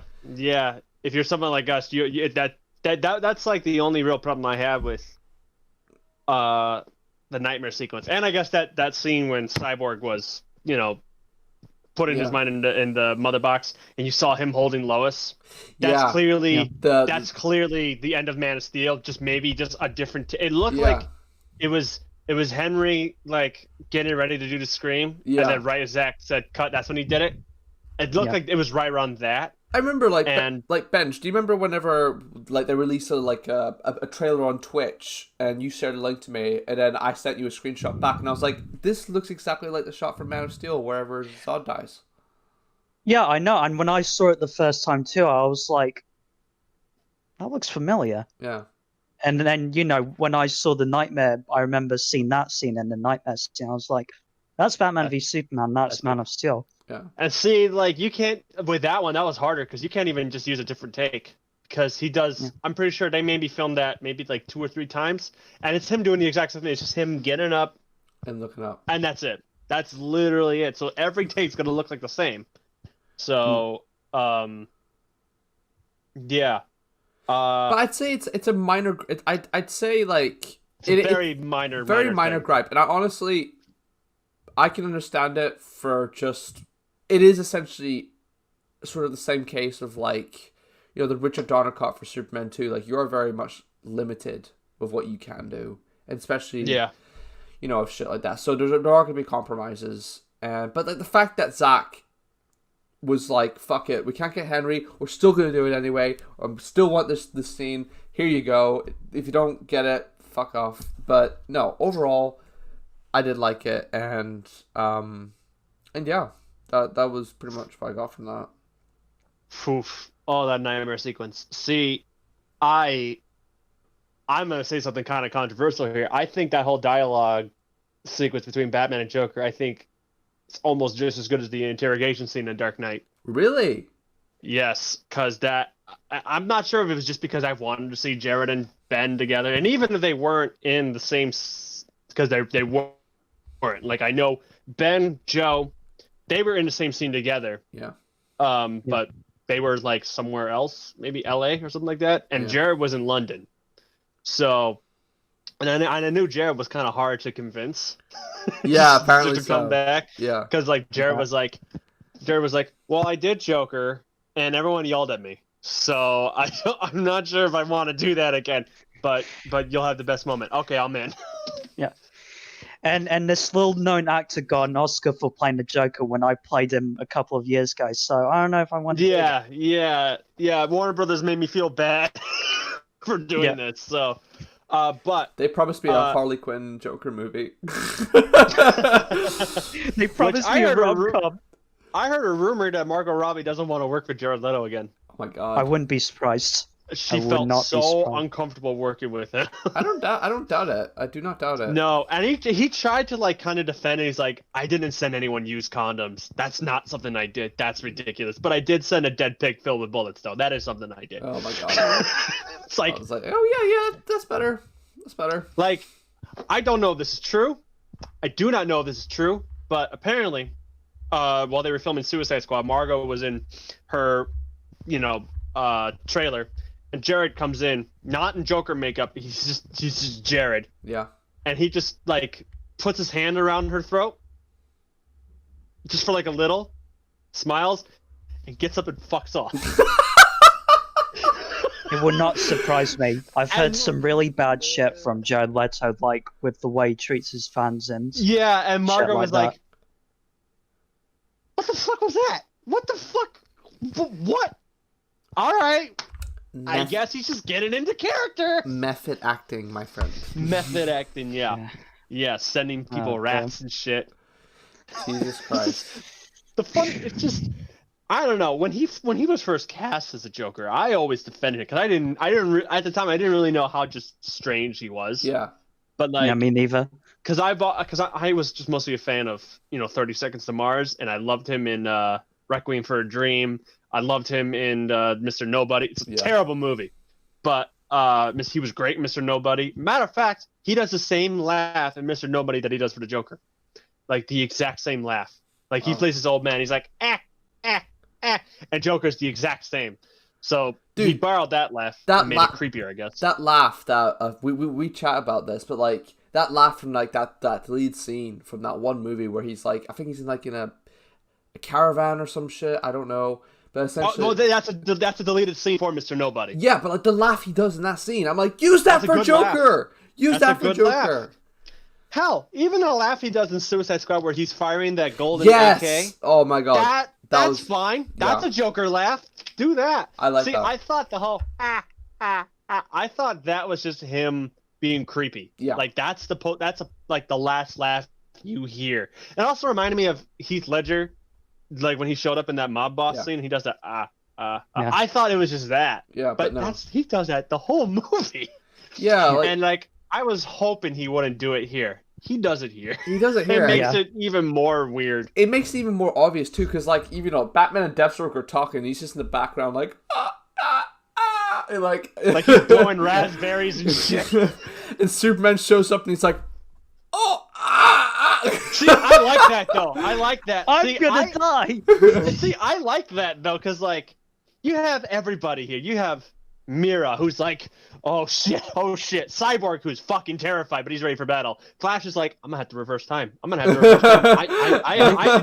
have to do this on my own. We don't have a mother. Lois is the key. Lois is the Bruce. You bitch. Much is good. Batman's like, fuck.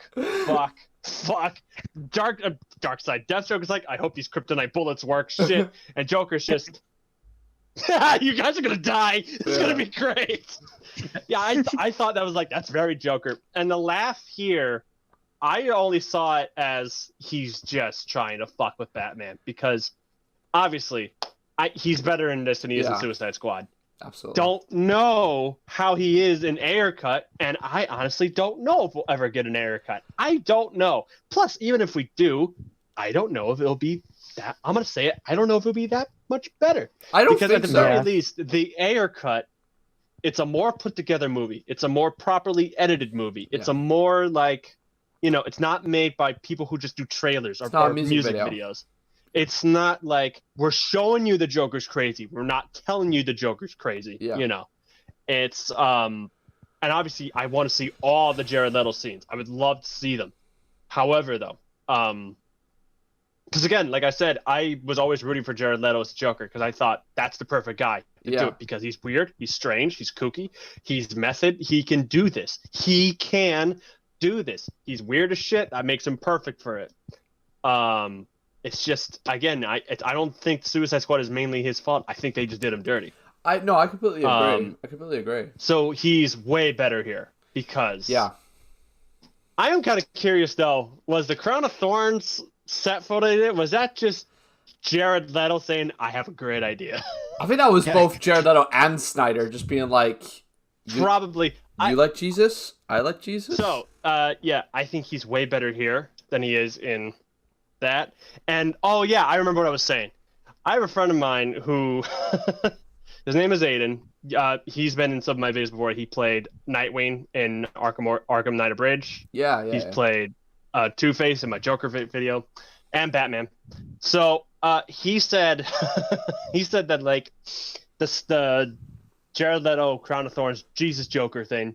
He said that was Zack Snyder and Jared Leto both doing Steven Spielberg and George Lucas, like behind the scenes of episode 1, where they're going, "This is gonna be great.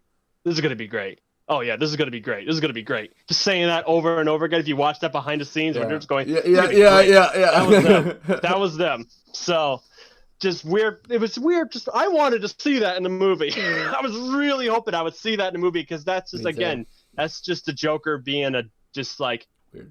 I had two theories about that. I thought it was when people thought Superman was like a Christ figure. Boy, people are stupid. Anyway, or just I'm Jesus, because he had a God complex. But never saw it. I think he looks better in this movie than he did in Suicide Squad. I love that look. This is definitely what they should have gone with at the very start, because it just suits Jared Leto's personality better. I can't even. Does he still have those grills, or did he just remove them? He just got a bloody mouth. He still has it, but like I could tell he still has it, but it's like really, really dirty, which I kind of like. I like that too. Yeah. I never even hated the grills to begin with, because I like that idea of he's gotten his ass beat so many times. He just gets them replaced different. I would just like it if maybe they looked different. Yeah, that's what I mean. Like the grill idea is really cool, but I just feel like the way they had it look and the fact that it just looks so shiny and. and Yeah. shit. I'm just like, he didn't even look like the Joker in Suicide Squad. He just looked like a Joker henchman. When I first saw the first look for Joker, I was like, oh, this looks like a guy Batman could beat in the Arkham games. I swear, randomly. I really hope that would, like, when I first saw that, I thought that was I hoped and wished it was like a 75th anniversary thing of the Joker. I was like, oh, that's just like them photoshopping a bunch of Joker shit on his skin. You know, this isn't really what he's gonna actually look like. Yeah. Yeah, he's got those tattoos. And like David Ayer's like, well, the Joker's had tattoos before. In what? That shitty All-Star? story by Frank Miller where, you know, All-Star Batman and Robin. That's it. He only had one tattoo. He doesn't have tattoos all over his goddamn body. yeah, and in that comic, like, Batman tells Robin to eat rats, so maybe that's why Jared Leto got the idea to send rats to the crew. It was like, fuck, this is it. This is Frank Miller's a Goliath. This is He's my... a man. He's a Goliath. He's a man. I think he's a pleasure to work with. It's like, Jared, you haven't even fucking worked with Frank Miller. Oh my god, that whole scene, like, I'll say first of all, I'm not a huge big fan that it's Dick Grayson who's dead. Yeah, that's what I was gonna get to, right? Like I think that scene was like, what I did like about that scene was the way he does bring up the dead Robin, and like, I'm not a big fan of the Dick Grayson thing either, but fuck me, I would kill a cat to see that story told by Zack Snyder. Pump yourself, Dad. Well, I have this little shit cat that's in my alley, always fucking everything. Bring it over. Screaming his head off. I'll bring it over.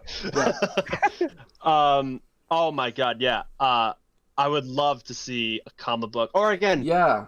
I had a feeling Jared Leto was going to be in the Ben Affleck solo Batman movie. Probably, maybe I'd like just for like one scene, but I would have loved to see just a flashback of what happened to Robin. I want to know what happened. Apparently, what has happened is, like, apparently, like, Kevin Smith has stated this is what Zack Snyder told him. It was like, Wayne Manor, that's where Robin dies. That's why it's burnt down. The Joker apparently just killed him and burnt him alive in that, you know, place. And that's why Bruce isn't living there anymore. Which, that's got to be weird for Bruce at like the end of Justice League, where he's like, six big chairs, round table. Oh, this is where Dick died. Yeah, that's where he died. That's where I'm fucking sitting. Blood's still there. That's cute. It's my spot. Yeah. No one touch it. Yeah. But yeah, but like, no, I generally just love to see that, even if it's just as a comic, written by, you know, Snyder. I don't care if the dialogue is, if you're not, just want to see it, and art by Jim Lee, because that's what he stated. Jim Lee has to do it. Yeah, he has to do it. And every frame in this movie looks like a Jim Lee drawing. Yeah. And it's, Snyder did, like, say in this interview, I don't remember what it was, he said the way he would do it, right, if he were to, like, do this in a comic, he would do it like, it starts off in the nightmare future, and it's like them preparing to go into battle, or like this death mission with Darkseid or some shit, and it's sort of like all of them sitting in a circle telling the stories or whatever, and then the Joker reminisces on the story of what happened to Dick Grayson, and that's how that flashback comes on. So please, just give me that. Give me that, so it gives me Rob content to do a motion comic of it. yeah, literally. Oh my god, it's why I want it. It's why I want it. What's so great about this whole nightmare sequence is that, again, you never really saw it with Suicide Squad. You don't see how this is the clown prince of crime. This is who every criminal is afraid of. This is him. You feel that with him there. You could tell this Joker is scum. He is just the worst of the worst. He looked like that red lipstick doesn't even look like lipstick. It looks like he just ate someone. Absolutely. Like just that disturbing, creepy-esque Joker. But this is not his fault. This whole world is not his fault. He had nothing to do with any of this. This is what he even says to Batman. You need me to help you undo this bullshit. Because you let this bitch die. I love that line so much, and the way he delivers it. Yeah, he did it well. He was like, finally, someone's giving me a chance. Absolutely. Like, I have to admit, like I said, like, despite like what I said about the dialogue or whatever, I do love that the performance between Leto and Affleck in that scene, and the way he delivers that line, where it's just like, a truce, Bruce. Take this card. You rip it in half. A truce, Bruce. Yeah. You rip it in half, and I'll be happy to discuss with you why you sent a boy wonder to do a man's job. When he said that, and like he just like his face just goes stone cold. Oh, you're an ass. Oh, you're a dick. Oh, you prick. Yeah. I was like, his face just goes stone cold, and I was like, he's looking into my soul. He's serious. He's dead. He's dead serious. Oh man, that was such a cool scene. And fucking Batman just drops that. It's like, I make no mistake, I will fucking kill you. I will fucking kill you. Yeah, and then that bit where the Joker's like standing there for like 30 seconds. Yeah, and he's like shaking. Thinking, like, nah, you wouldn't do that. It's like, well, here's Batman v Superman, the old. Here's your proof. I will fucking kill you. I will fucking kill. And Deathstroke had. Oh, the Deathstroke scene, really quick. Yeah. The Deathstroke scene. Okay. So I want to see that movie. I kind of had the same reaction, and I don't mean this in a bad way either. I kind of had the same reaction I did when I first saw it in the Joss's cut. I was just like, that's fucking Deathstroke. That's fucking dope. I want to see more of that. And same thing. That's fucking Deathstroke. Oh, more dialogue? What? They're setting up the Ben Affleck Batman movie. I need it so bad, dude. Because you heard, you both heard what they were gonna do, right? Why? Yeah. Deathstroke, they were gonna do it like the game, and he was gonna ruin Bruce Wayne's life. Yeah. They were both in the League of Assassins together. Yeah. And like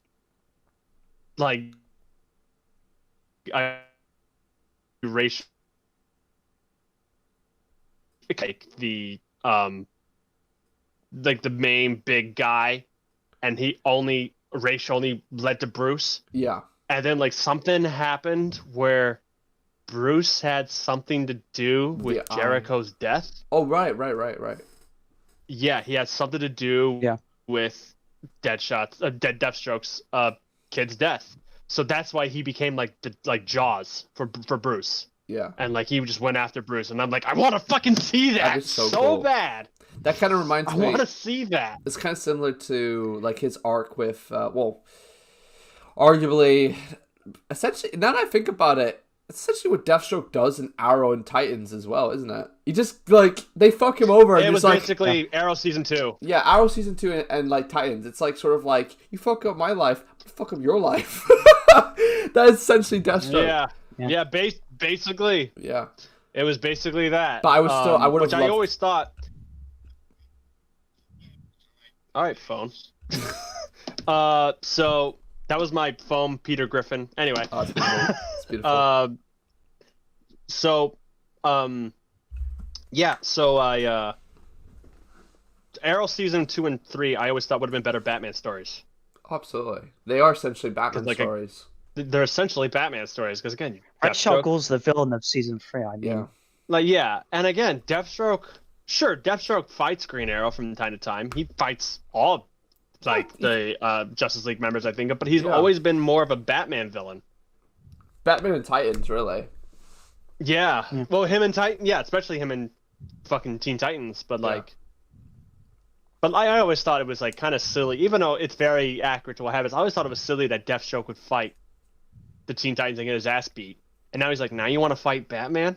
Like, come on. Yeah. Good luck.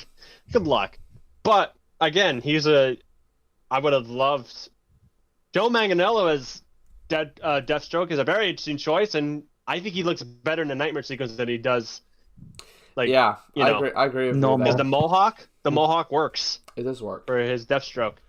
But yeah, that scene where he goes, "You think it was a good idea bringing him along?" Oh, that was even funny. Batman was like, "Don't fucking talk to me." I'm sorry about your dead son, but he killed my son, so we're even. Absolutely. You know what? Yeah. You know, who knows? Like, Ben Affleck has actually, like, come out. I think he's come out and said, I saw somewhere, it's like, after the Snyder Cut, he has said he's actually, like, he's thinking about coming back as Batman. Like, he is thinking about because of how much he enjoyed watching it. Well, he's got to be in Flash. Well, technically, yeah, exactly, yeah. But I mean, like, you know, there's obviously the rumors, like, he's coming out back for Flash because they're fucking signing him off. He's gonna die or some shit. But, like, I think maybe now that he's actually, you know, thinking about, you know what, I will stick around or some shit. He has to, at the very least, have his own solo film. Oh my god! Or series. Please. I don't know what you would call it because we already have The Batman coming out. But HBO Max have like full out said like, dude, we want Ben Affleck to stay as Batman. We want it. We want it. Yeah. And I hope they give it. I feel like probably might be the more likely case we could get out of this.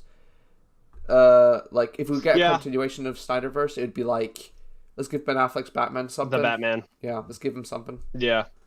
Even if it's I really want to know. I really want to at least see a script for this Batman movie that I was going to do. At the very least. I would read that script the second it drops on the internet. I do think if they were to like make it, it won't be the same story. It will be something different. I don't think it'd be the same story. Yeah. Or at least or it might be an updated version of it at least. Well, again, like everything that they're doing now, it all depends on how the audience reacted to the previous product. Yeah. Like again, they were setting up the first 3 Justice League movies before Batman vs Superman was even being filmed. Yeah. So like, or like when they were just casting Ben Affleck and everything like that. So like a lot of things could be different than how they originally were. We don't know. Like again, they were supposed to do a Bruce Wayne and Lois Lane love triangle. Yeah. If they roll with that after Snyder Cut came out, that would make no sense. So hopefully they'll do like some changes here and there. And Zack, he's with everything that's happened in his life, more things mean a different meaning to him. So he might throw in a different type of like deep meaning behind something else besides what he was originally going to do.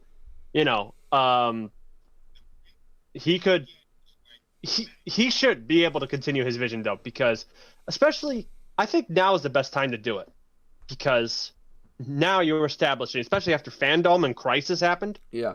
You're establishing that there are other universes out there.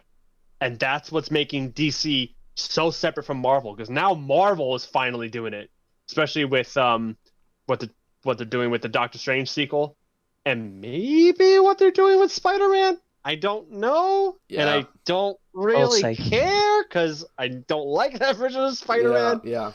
But all respect for Tom Holland. I love Tom Holland as Spider-Man, but just that's not what I wanted. That's besides the point. Yeah. We're now establishing that, like, look, you could have your own DC universe.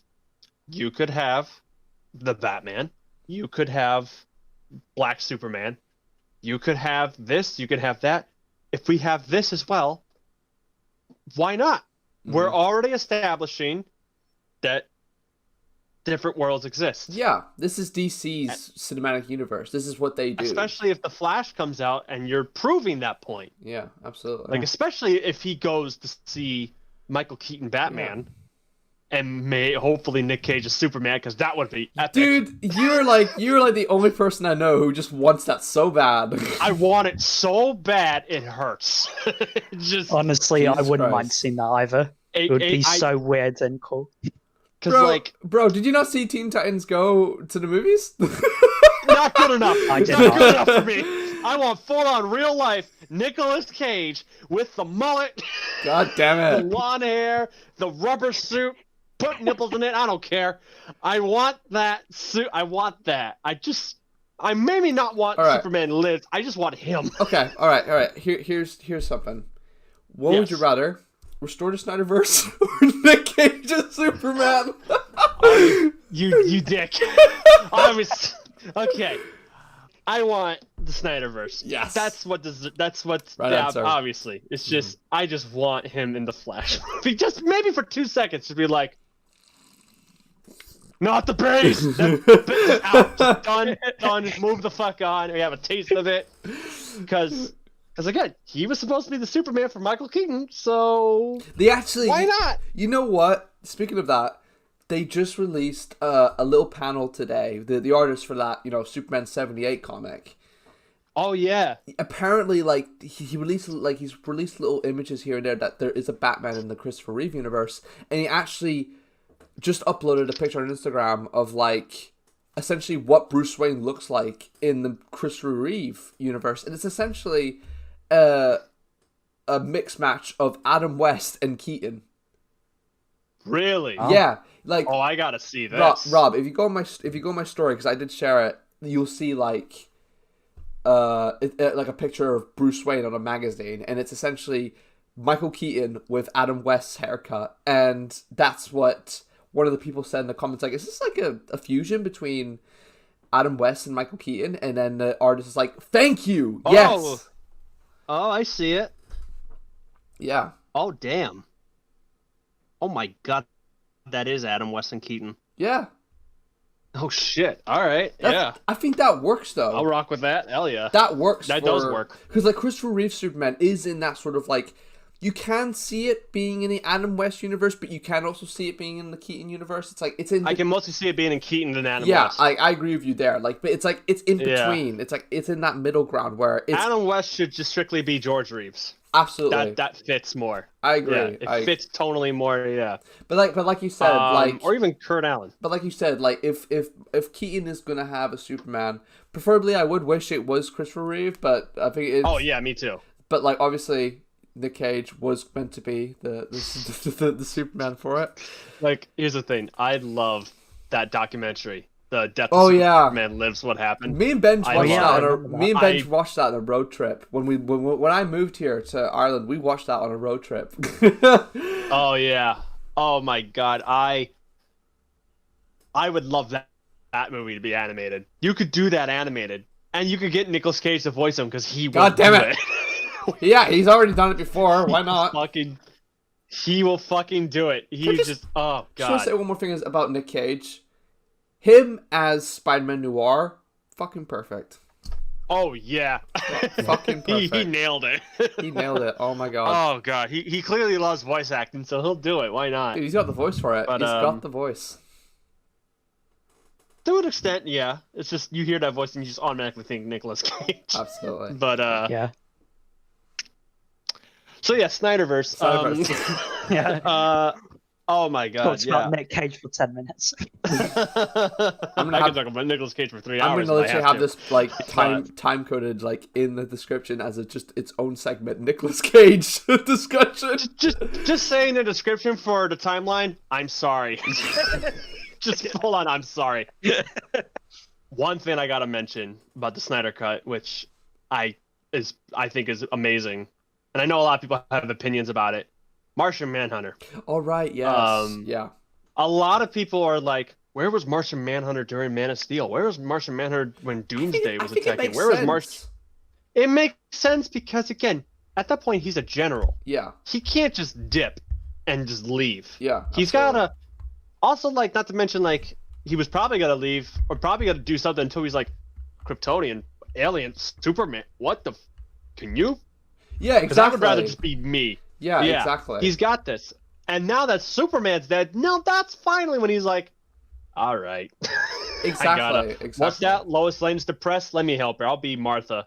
I was hoping, though, there would be a scene where Lois and Martha, after Clark came back, where she'll be like, hey, Martha, I really liked that talk I had. We talked? Yeah. Yeah. That would have been great. Because I was so confused, and I was like, wait, are they saying that Martha was Martian Manhunter this whole time? Because that would be weird. Yeah, that would have been really I was so worried they were going to do that. And then when he changed to General Swanwick, I was like, oh, thank the Lord. Man. Oh, thank the Lord. And again, that scene with Bruce at the end, I think that's one of my favorite Bruce Wayne moments. Absolutely. On camera, because like you see character growth. You see that he finally, like, again, your mother and father would be proud. It's like, I hope so. Just that's Bruce Wayne. Yeah. It's fucking Bruce Wayne. Absolutely. So... And that was like perfect casting. That was like filmed recently too. Like you can't tell that. That like, was filmed recently. You could tell when Manhunter stuff was definitely reshoot. Yeah, but like again, that just shows Ben still has it. He looks awesome. He's got it. He looks so good. But he still got it. Yeah. Hell, Jared Leto is gonna be 50 soon, and he still fucking has it. Yeah, he looks like. Wow. I just turned 28. I feel like I got an 80-year-old neck. I feel like I'm old as shit. Jared Leto is out here fucking looking like Jesus. Quite literally, he is Jesus. He's got that Jesus cult. He's quite literally Jesus. It's just, he's still got it. Ben still got it. They all still got it. So why not just roll with it? Absolutely. And again, Henry Lennox as Martian Manhunter. That's perfect. It is perfect. That is perfect choice. It's actually kind of crazy too, because like I don't know what it is, but I've been seeing that guy fucking everywhere ever since the Snyder Cut. Because like I go on TV, like literally, like I don't watch TV that often, but whenever I fucking do, neither do I. Yeah, ever since I saw the Snyder Cut, it's just like I put on the television. And there he is in a random like detective show, just being like with his distinct voice, like, so who's dead here today? He's in Sucker Punch. Oh well, he's in Sucker Punch. That's what got him in Man of Steel, because he worked with Zack Snyder before. And also like I was saying earlier, I rewatched Justice League War, but I also watched Throne of Atlantis after that, and he fucking plays Black Manta in that. He plays Black Manta. He is Black Manta, isn't he? Yes. Oh shit! Yeah, he's in a lot of things. Goddamn. I just remember it was him that announced that had to read that part of the Dark Knight Returns to get to let everyone know that Batman's in the next movie. And he's gonna win. What a reveal! Yeah. What a fucking reveal! That's all you had to say. Zack Snyder literally did a fucking mic drop. Absolutely. Yeah. You want to get people shitting their pants? Bring Batman into it. I gotta say, that was probably one of the best, like, Comic-Con, probably the best Comic-Con announcement ever. Oh, yeah. It was the best. Yeah. God. Because I remember, like, I did a reaction, not to that moment, but to the trailer they released the next year on my channel. Oh, the him putting the bat signal up and Superman was there? Man, I saw that, and I was like, oh my god, so good. Good times. Good times. Yeah, simpler times. When nothing was being cancelled and... Every time I think back to those times, I think of the opening line from Batman v Superman. There was a time above, a time before. Yeah. There were perfect things. Diamond absolutes. Yep. You know, it's funny. Again, like, everything could change now. Because, like, when you look at, like, what was going to happen with Justice League 2 and 3, and who was going to be in it, it's like... I want to see that. I want, like, Riddler was supposed to be in The Batman and Justice League 2. And apparently, like, he was going to, like, threaten Batman with something. He was going to blow his head off. Absolutely. Yeah. When I read that, I was like, whoa, goddamn. And Captain Cold was also in it? Yeah. And it's like, how would Zack Snyder do Captain Cold? How in the I want to see that. How would he do Captain Cold? Would he make him, like, a heroin addict or something? Something fucked up. Goddamn. Yeah. Yeah. But you know what? Like, I think it's pretty like safe to say that no one wants this universe to really finish. To be fair, no one. Yeah. No, everyone wants to see a continuation. We all want to restore the Snyderverse, and like they've just like I saw earlier today on Twitter, like they've just got like this like foundation thing or whatever, where they've literally got a truck driving around with the Restore the Snyderverse poster on it, which is really, really cool. We have dates. We were given dates in April to, like, tweet out. Yeah. And, like again, say what you want about Grace Randolph. She was right when she said, if you want the Snyder Cut to happen, tweet on this day. Mm-hmm. And that's what was happening here. If you want Snyderverse, tweet on this day. If you want Ben Affleck's Batman movie, tweet on this day. You want the Joe Manganiello Deathstroke movie, tweet on this day. And like, literally, it's essentially become the most tweeted movie of all time. Yeah. Of all fucking time. Like, already. It reached like over 1 million tweets the other day. So it's, Restore Snyderverse got 1 million retweets. So it's safe to say people want this. So Warner Brothers, Warner Brothers, fucking give us it. We will kill you. We will fucking kill you. I will fucking kill you. Yeah. Look, we have J.J. Abrams doing Superman. No. It's not Clark Kent. No. It's a character no one fucking knows. You want that? No. No. All right, we got Robert Pattinson's Batman. Yeah, that's kind of cool. Do you want that? We want that. We're bringing Michael Keaton back. Oh, what's that? Oh, Michael Keaton's not sure. Great. He doesn't know what he wants now. He even said, I'm not being cute with you. I don't know.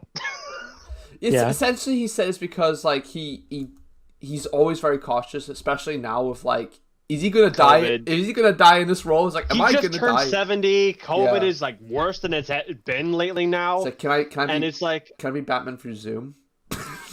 Yeah. Can you just come over here? Do what you did with Jared Leto. We're not gonna talk about Jared Leto's Joker. Why not? It's great. But like, yeah, he said something that worried me because he was like, "I'll have to read the script again." Oh my god! Like when he mentioned that, it's like, it sounds like he doesn't have faith in the script at all. Because like again, he was offered to return for Batman Forever, and he said, "Nah, this sucks." So he wouldn't be in anything if he thought it was stupid. Yeah. So if he has to read the script again, it's like, oh boy, this is concerning. So I don't know. I do have faith for that movie because like the director who is doing it, he has proven himself with like the It films. Like the first It movie was great. The first It movie is good. The second one's dog shit. But like the first one. The second one is so long. It's way too long. The second one is so stupid. Yeah.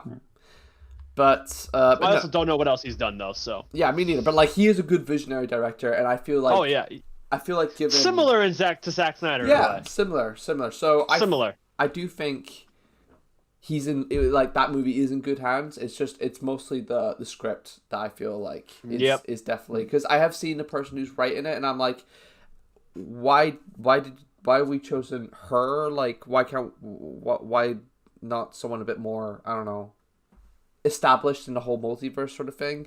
Like I was about to say Jeff Johns, but I was like, no. Nope. So absolutely not. So no, absolutely not. So but yeah, I feel like the main thing is, let's just try and restore this universe. Let's just do it. Just fucking do it. Keep what you're doing. Keep it. We'll see it. Don't like. I'm not against for like, fuck everything else DC's doing. We want just the Snyderverse. I don't want that. I want the Batman. Yeah. I want Black Adam.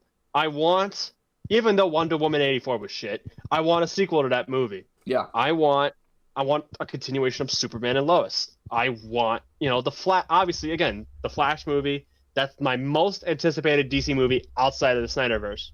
But just bring them back. Just do it in even in a comic book form, I'll be happy. Yeah. Because, like, I know it'll be probably hard to bring back Momoa and Gal and Ezra, because they're probably doing, they announced Aquaman 2. So it might be hard to try to, like, say this is in the different universe, even though it's the same actor. Yeah. But I think at this point now, the audience is smart enough to understand what's in the same universe or not. Yes. Especially when the Flash is successful. Mm-hmm. I think mainly, I truly don't know if we'll truly hear if we're going to get a Snyderverse or not. Because at this point right now, Warner Brothers is still at a no. But if the Flash movie is successful, this could happen. This could officially tell people, okay, we can't have more than one universe, and people still are clearly rooting for a Snyderverse, so why not? Absolutely. So I have faith for what DC is doing, except for certain things, but I hope that the Flash is good, and I hope we get a Snyder cut, a Snyderverse restoring. The only one thing I would want, though, if we won't get a Snyderverse, just the one thing I would like from that group is I just want Ben Affleck's Batman movie. I just want a Ben Affleck Batman movie. That would have been a definitive Batman. Call it Batfleck. Just call it the Batfleck. just call it Batfleck, because they're like, well, we were going to call it the Batman. Robert Pattinson, Bat took it. Yes. So we'll call it the Batfleck. We'll see it. We'll be happy with it. It'll be great. Or the Batman v return. Deathstroke. The Batfleck returns, or Batman v Deathstroke. That's absolutely have a Batman v Saga movie. So, oh man, that would make sense. I mean, because Batman Superman is essentially a Batman movie. It is. It's a Bat. Everyone, it's essentially a Batman movie. Batman v Deathstroke, and then what would the third movie be? Batman v. Alcoholism. No. Oh God. Okay. Batman v Jennifer Garner. Oh no. Batman v Daredevil. Oh no. I'd fucking see that. I'd fucking pay. I would see that, as long as it's Charlie Cox Daredevil. No, him versus himself. From the multiverse. that's one of the Batfleck. Outcomes from the Flash movie. It's like fucking Ben Affleck comes back as Daredevil. Or even worse, Batman v Ben Affleck. Just Ben Affleck the actor. God damn. Just him in his home in Boston. What the fuck you doing here? I will fucking kill you. This is for Pearl Harbor. Jesus. But yeah, like for Geely. For me though, one thing I do want out of this universe is again the Batman film. I'd love to see that, or show, whatever. Again, I've said it before. I really want to see that comic of Dick Grayson, of what happened. Even though I don't like the I fucking love Nightwing. I want to be Nightwing. He's I just love that character. And the fact that he is essentially taken Jason Todd's place is a bit of like, fuck. I mean, it kind of takes away what you could do with this character in the universe. But nonetheless, I still want to see it.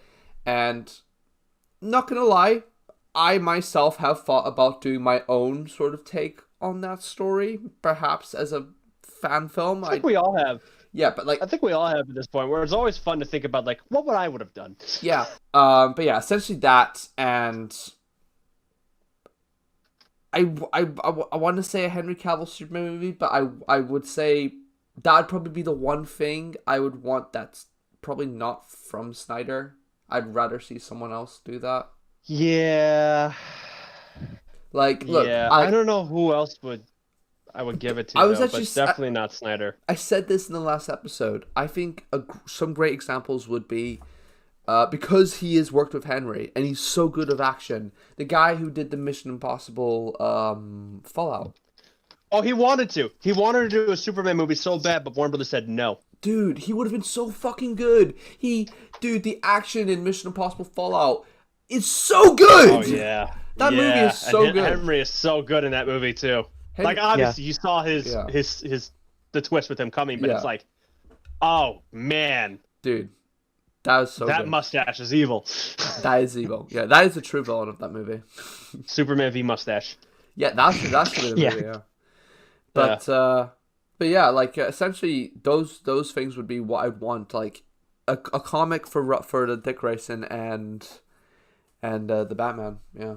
I would love to see a Henry Cavill Superman film where Jonathan Kent is born and it's him trying to be a father. Oof, yeah. It's like you could just say they're doing what Superman and Lois is doing, but like instead of two teenage boys, it's just that's also he's a little kid. That's also just probably one of the best ways you can make because look, Superman is definitely one of those characters that it's hard to make people convince because like some people are just stubborn towards Superman because it's just like he's just too goody two shoes. Even when they tried to make him dark and shit in Man of Steel, they're just like he's still fucking Superman. No one cares, but like. Even though it's not true, but like making him have a kid is a great way to make people just the best way to make him relatable. Make him relatable, even though even though he already is. If you read a fucking comic book, I'm sorry. No, totally agree. If you want to he's the granddaddy of superheroes. Make him a dad, and now people kind of get like, absolutely. Wow, he has a lot going on his plate right now. Absolutely. That is like if that can make Superman and Lois great. Just imagine what you could do with a TV budget. I really think a movie budget. I really think a great story they could adapt. Like I've said this to you, Rob, before. But like bringing the son, Jonathan Kent is probably the main one I would go with. But if they didn't, I'd love to see something similar to the Last Son of Krypton. Was it the Last Son of Krypton? Yeah. Oh the Chris, the Richard Donner comic. Yeah, and it's like essentially I can see that being a great way to tie in Man of Steel's established Phantom Zone situation where like Fiora is like sucked into the thing and she could deliver the kid because like if you don't know the story of the Last Son of Krypton, it's like Zod and Ursa I think in that have a kid and the kid escapes the Phantom Zone because he fucking hates them and they're evil and shit. So he goes with like Clark and shit, and then they go the Phantom Zone's like, where's my fucking kid? That kid needs a spanking right now. So essentially I think like that would be a really, really cool way. So like if they did a Man of Steel sequel where that kid escapes, Fiora and like Namek and whatever the Kryptonians, they come back and they're just like Zod's dead and the kids don't know your planet is fucked. So that'd just be a great way to do that. I think like that'd be really cool. Yeah. But yeah, that's my pitch for Man of Steel 2. And maybe even throw in Brainiac, why not? Oh, please.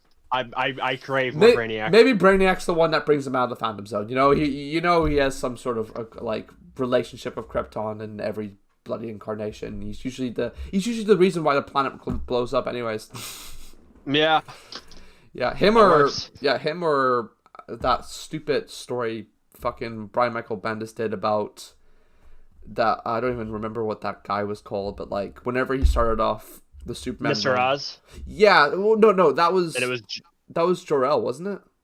Yeah, that was Jor-El.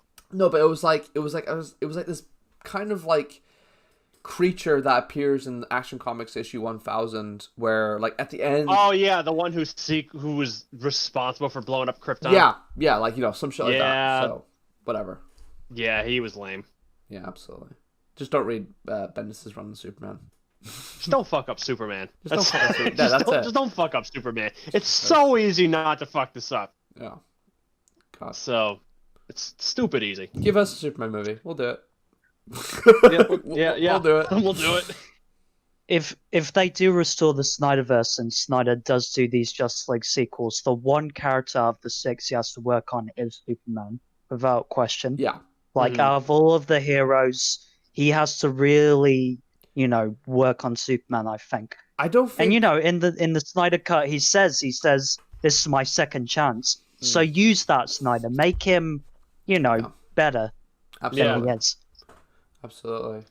I do feel like Snyder does like doing Superman, but I think it's clear that he does prefer to just like have more I don't know, to do with like characters like Batman and Cyborg and more complex type characters than Superman. I get that sense just from like even just the way they just like the lack of just dialogue Henry really has in these films. Like that is an issue I do have with this film. It's still crazy that he had more dialogue in Man of Steel and in Justice League than he did in BVS and Justice League combined. But yeah, but that's just like something I've always felt about these movies. Even though like I enjoy Man of Steel and like mostly Batman v Superman and this as well. This is like right off the bat, this is the best one. We all agree. It's the best one. Obviously the best one. Yep. But yeah, still like Henry Cavill, I love him as Superman, but like he's just not given enough to say or do. Like I really felt in this movie, like I know we said we're signing off, but one more thing. Superman, I really did feel the presence in this film that this is the Superman we know and love. Just from that ending scene where he kicks Steppenwolf's ass and shit, and he's like there, and he's yeah, I know. Oh my god, I was just again in Justice League. He just shows up. He's just there. Yeah. He says that line. Oh, I'm a big fan of truth, but I'm also a big fan of justice. It's cheesy, but like it felt like Superman. Yeah. But again, he's just there. There's no this though. Yeah, he's like I am not impressed. You felt so sorry for Steppenwolf. Really quick, much better here. Absolutely. Much better here. Dude, way better. Ray Porter, is that his name? Yeah. Amazing voice. I've always loved Michael Ironside as Darkseid, but Ray Porter. Good. Oh my god, just frightening. And yeah, you just want to give Steppenwolf a hug because he just wants to go home. And like again, Superman shows up not impressed, and I'm surprised Snyder actually let him do the freeze breath. Yeah, I was surprised by that too. I didn't think he would do it, but he did it, and just bitch slaps dude, literally the first thing. How fucking dare you? The first thing. To kill me with this shit. The first thing that popped in my head whenever he did that, I was like, that was literally the final thing in the Justice League. Like instead of Wonder Woman cutting off the head of Steppenwolf, she like destroys the axe. That's like the final thing that fucks up Steppenwolf. In this, Superman just shows up like, lol. Yeah, bitch. And then he then just kicks the shit out of him. Oh, This is Sparta. That is what he did. Everyone was going crazy about Hulk and Loki. Him throwing him around like This was that. This was just tosses him down. Wonder Woman hits him. Yeah. Aquaman bitch slaps him with his trident. Superman punches him and gives him a haircut. Dude, yeah. Just lasers his fucking horn off. One thing I love about this movie. That is the Hulk smash of this movie. That is the Hulk question. Smash. I was talking with my friend the other day. Like the one thing I do love question. about this movie and that scene is the way the characters actually like. I love it when like characters use their abilities to like, you know, like they use their powers to do these super combo moves that, you know, they use like, you know what I mean? Do you remember that scene in Teen Titans when like Cyborg looked at Robin and go, "I got the Sonic if you got the Boom," Yes. and they're like combining. Yes. That's what like he did with Aquaman. That's what like, you know, Aquaman worked with Wonder Woman, and then Superman didn't really. Okay, yeah, well he helped Cyborg, and he helped Batman up. That was that was kind of funny. We just lifted Batman up. Just what? But you could tell like they're working with each other and not just doing separate things. Because again, in Justice League, there was no threat. They're having a blast. Absolutely. Beating up Steppenwolf and throwing him around like a ragdoll and splitting the mother bug. They're just laughing about it like, ha, ha, ha, ha, I wish I was dead. Same. But like that's what they were. There was no threat. And here it's like, no more fucking around. Stop fucking laughing. Barry, stop talking about brunch. Get out of Wonder Woman's lasso and just fucking do this shit. And they're teaming up and they're fucking terrified, and that's what makes them relatable. Like, we're not gonna watch a Justice League movie and say, "Oh, I hope they saved that Russian family." I can relate to the Russian family. Yeah, that's the thing. Do you know who I want to relate to? The fucking Justice League. That's the thing. It's like it's so crazy that the fact in this version of the movie there are no like civilians or anyone nearby. And they actually had to like anything goes. Yeah, and they actually had to like in Justice League, they actually had to throw in a bunch like this family no one gives a fuck about to make people be like, look, people are in danger. You should feel in danger. But still, which always made no sense because I thought that was supposed to be Chernobyl. Yeah. Who the fuck is living there? But in this version, no one is around. But still, the stakes are so much fucking higher. The world's gonna fucking end. Absolutely. Yeah. It's gonna turn into apocalypse because. I don't know. Darkseid likes to have more than one apocalypse. I guess. I'm gonna say this right now. I feel like the stakes in this were a lot higher, and I know it's like, dude, why are you comparing these movies? It's so. I might know what you got to say here. Yeah, I know why are you comparing? It's so stupid, but I do feel the stakes in this were a lot higher than the Avengers, and I feel like it was overall a better movie. Well, here's the thing. I'm guessing you're talking purely Endgame. I wasn't. No, the first Avengers.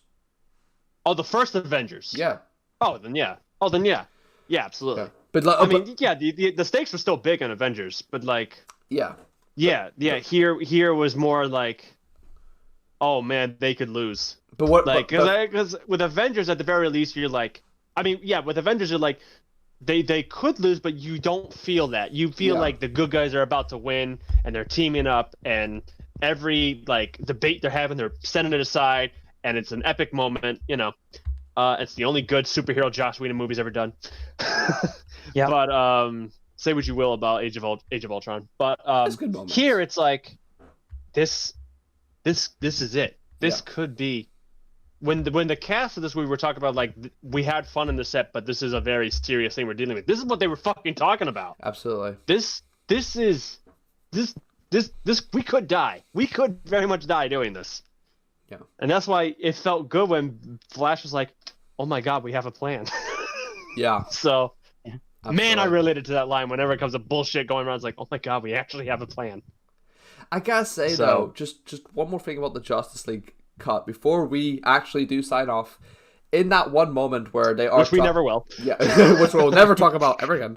We never will. We'll never stop. By the time this finished, this is gonna be the length of the Snyder Cut. But like that scene, that specific scene where like Barry does say like, "Oh, we actually have a plan." In that scene, that's in the Justice League cut. I did kind of like that moment where Aquaman has the lasso of truth attached to him. I didn't, because I was like. It's like I like the idea. No, I think I mostly liked it than I just. I like the idea of it more than the execution itself. Yeah, okay, that's it. I like the idea of it because that's from a comic book. Yeah, it is essentially that's from the New 52. I think it would work better if it wasn't Aquaman. Yeah, because again, I think it's just. Look, I like Jason Momoa a lot. I think Jason Momoa. I've seen Jason Momoa in person. He's fucking huge. Yeah, I bet. Dude looks... I knew somebody who sold him alcohol. So yeah, so there's that flex, I guess. It's Guinness. But yeah, and I spoke to him a little bit in C2E2 because he was in the C2E2, and this was right after the news was announced that he was going to be Aquaman. My man! Yeah, he knew it for like a few years, and he had to keep it secret. And I asked him like, "Hey," because it was like a Q&A thing, and it was like, "Oh no, was it a Q&A thing? I forgot exactly what it was. Oh, I think it was like autograph thing." Yeah. It was like, "Hey, can you without giving away too much, can you tell us something about like what's it like playing Aquaman?" He's like, "I'll tell you, but I'll have to kill you." And that was what he could say. So, you know, he's a fun guy to be around, but I always just saw him as Lobo. Yeah. So Lobo. yeah, so that's why like, see, because I've always had a weird casting idea of who I would love to see play Aquaman. Who? See, if you want to go with like, not like the bro kind of hell yeah, fucking my man kind of Aquaman, which doesn't really fit Aquaman really when you read comic books. If you want to go with like, I'm a king, I live two lives, I don't know which one I should rely on more. I want to find a way to work with both, but I have to do what's right for my people. This is the big like weird like, seriously, Michael Fassbender. Because I always saw Michael like if you have Michael Fassbender as Aquaman, you can maybe have him set either in Iceland or Scandinavia. Yeah. And have him like kind of like say that's where Atlantis is. Yeah. And he wants to help both, but he doesn't know how he takes it super seriously. Because like you see him with how he is as Magneto. Yeah. And you see him with how he is in other roles, and he could do that. He could play that like, I don't know what's right. Yeah, kind of role. He could, and he looks good blonde, so he could do it. Yeah, I was about to say that. He does look good blonde, and he definitely has a very distinct, like, he is actually Irish, but like whenever like that voice he does do, like in sort of as Magneto, I can see that working for Arthur. But yeah, that's I've never thought about that, but that's so cool. I always thought, like, when I was younger, only because I knew someone who actually knows this person, like this actor, I was like, oh my god, the fact that he knows who he is means he should definitely play Aquaman because he's so cool. And it's essentially, I'm not sure if you've ever heard this movie, it's called I Am Number 4. Have you ever heard of that? Sounds familiar. Yeah, but essentially there's this actor in it. Oh, he was also in a movie called, it was essentially some sort of modern day take on Beauty and the Beast. Oh yeah. It's essentially the blonde actor, and I was like, oh my god, he should totally play Aquaman. I mean, now that I think about it, no, he's not really that great of an actor. Yeah, Alex. Yeah, what's his name? That's it. It was something to do with like Too Pretty Boy. Yeah, Too Pretty Boy. Yeah. But yeah, no, that's honestly actually really cool casting. I'd be actually really dope with that. Michael Fassbender. Yeah. And Michael Fassbender's good in anything, so. Yeah. And like obviously DC is known for just being like, you did not expect this guy to be this character, did you? Yeah, that's the thing, because like, again, like the only like kind of like you expected this because you know it's the right casting decision they've made, I think, is Henry Cavill's Superman. Margaret Robbie. Because like Yeah. Okay, yeah, that works. That also works too. And I guess maybe Amber Heard's Mira, like before we knew how much of a bitch she is in real life. Yeah, like we saw and we were like, yeah, that could work. I didn't care. Like, I was just like, okay. Yeah. Again, I never really cared for Mira until I saw her in like Throne of Atlantis.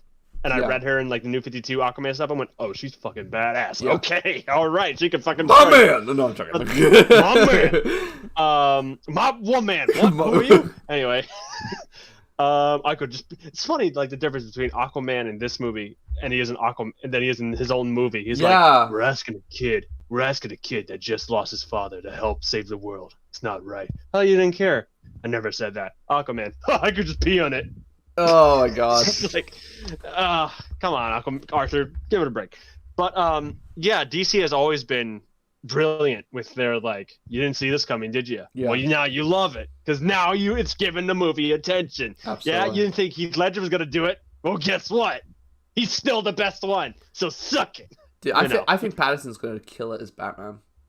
I have faith in Pattinson. He is gonna kill it. He's gonna kill it. He's such a good actor. You ever seen the movie Lighthouse? Dude, that movie is so insane. That movie, I do not understand that movie, but I love it.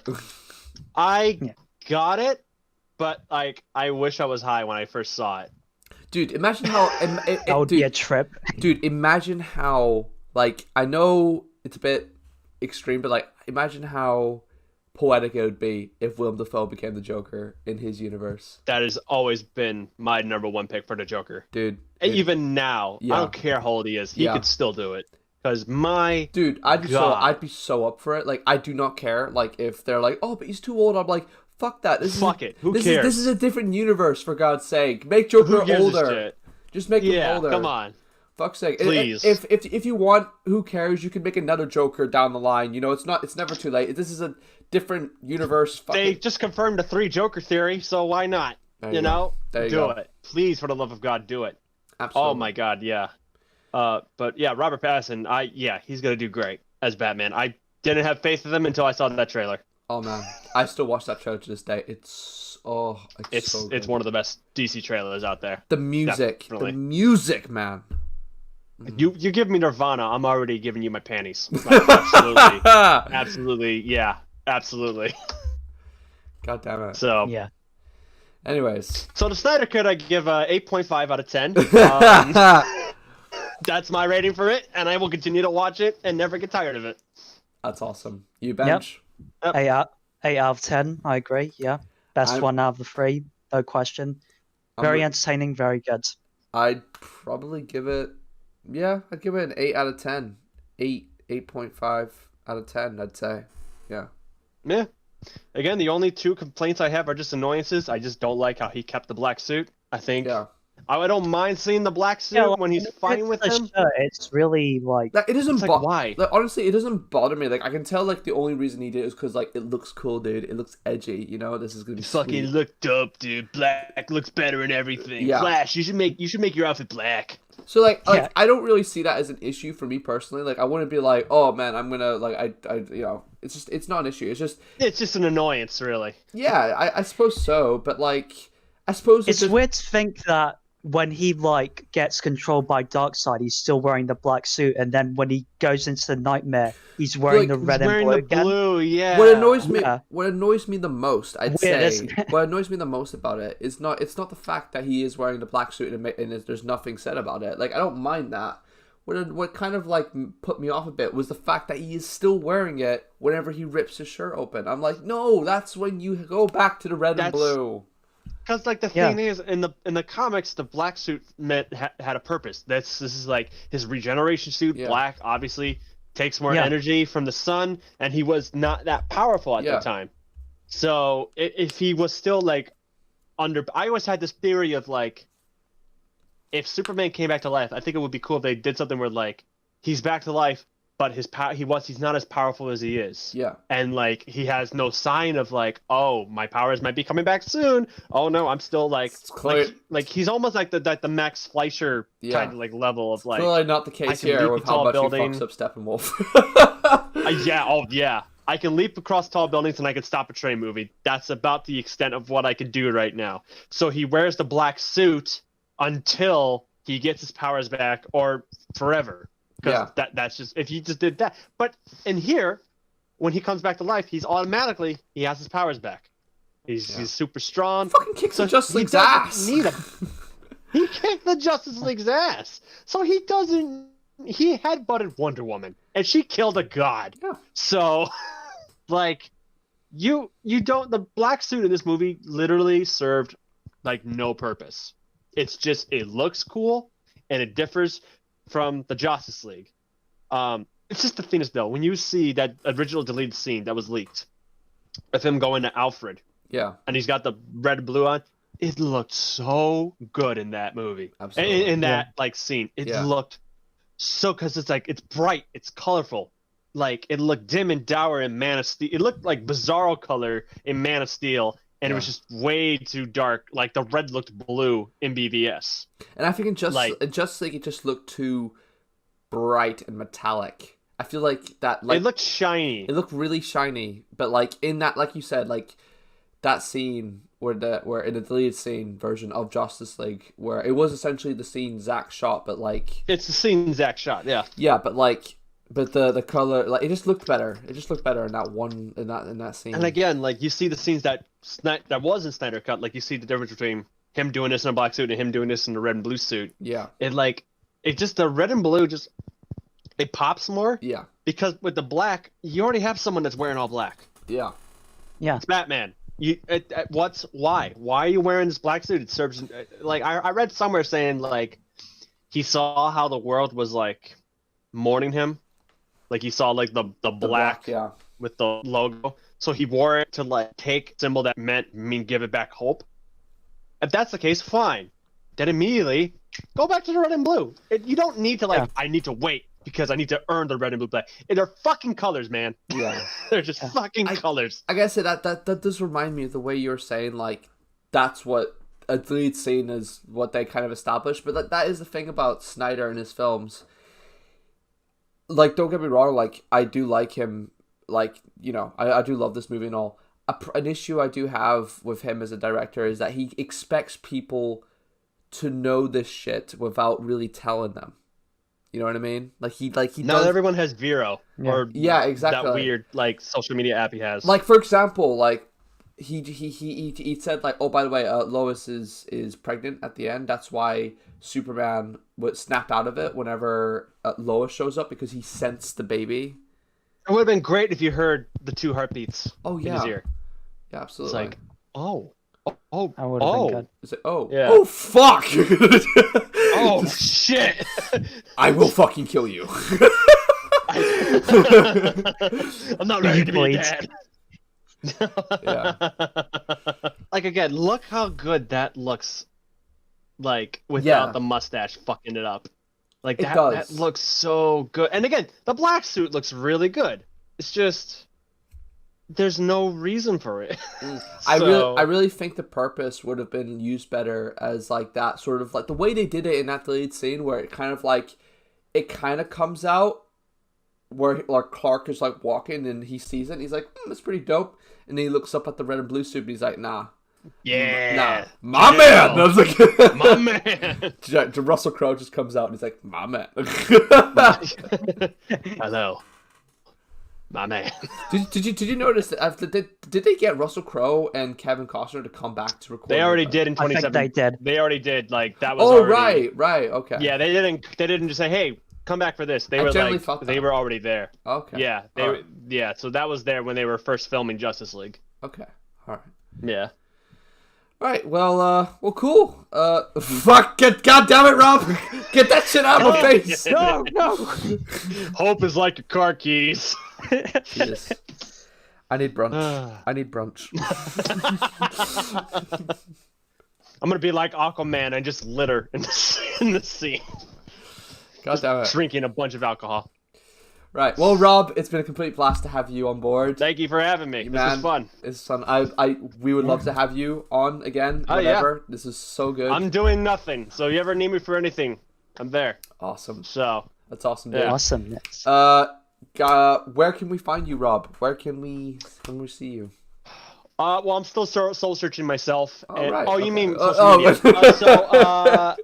Which reminds me, we didn't do the life section. Fuck life. I'm on Twitter. What is my Twitter, actually? Okay, it's at RCK, not Rick. Mm-hmm. I'll give you all my things. You can put them in the video description. On the description. I'm on Instagram as well. Again, RCK, not Rick. I'm on Twitch, RCK Films, and YouTube channel, RCK Films as well. Trying to come back, trying to get back into the swing of everything.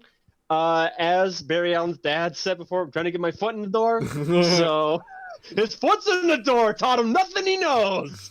So yeah, absolutely. That's just type RCK Films anywhere, and that's where you'll find me. Mm-hmm. That's right. And like I said, like, link to all that will be in the description. And as I did state in the update video before, me and Rob do actually have a couple of projects we're thinking of working on, and it's gonna be pretty dope. Especially if you're a DC fan, it's gonna be pretty sick. Yeah. Looking forward to seeing those. Oh yeah, it's gonna be really dope. Well, I'll tell you after. Have I told you, Bench? What, the motion comics? Yeah, like the projects we're thinking of doing. Yeah. Okay. Not specifically, no. Have I not? I'll find out, maybe. So Well, if I tell you, I'm gonna have to kill you. And make no mistake, I will fucking kill you. God damn it! Right. Rob, I'll give you a reach around.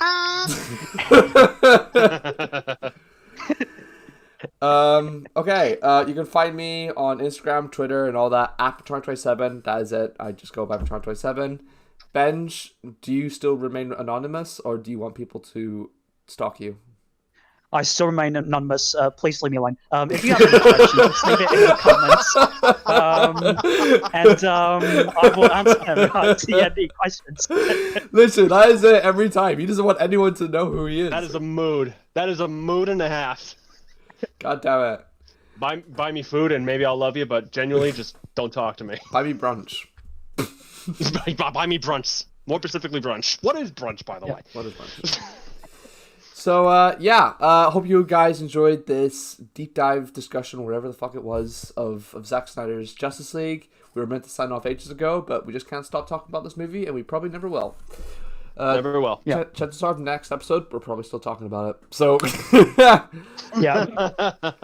It'll start in the middle of a conversation like next episode. Trust me, it fucking will. So anyways, Rob, I'm not sure if you know about this. I have done this sign-off sort of shit I did in this last episode.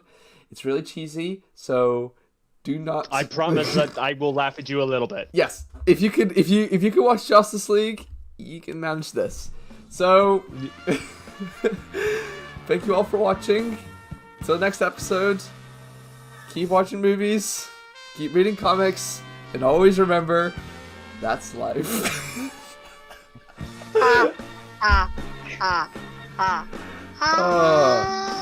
And hashtag restore Snyderverse. Hashtag restore Snyderverse. Hashtag restore Snyderverse. And more brunch.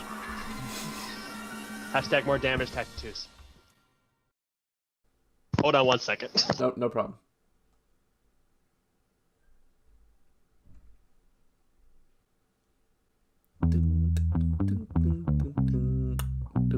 Yo. I'm gonna fight 'em off. The Seven Nation Army couldn't hold me back. Copyright strike. And 3, 2. Was that the song they used in the first trailer? Was it? No. It wasn't that. It was a different White Stripe song. Yeah. Yeah, it was like... Yeah, I can't remember what it was. Okay, I'm back. Sorry about that. Oh, sorry. We were just talking about the White As Stripes. I was saying. That's fine.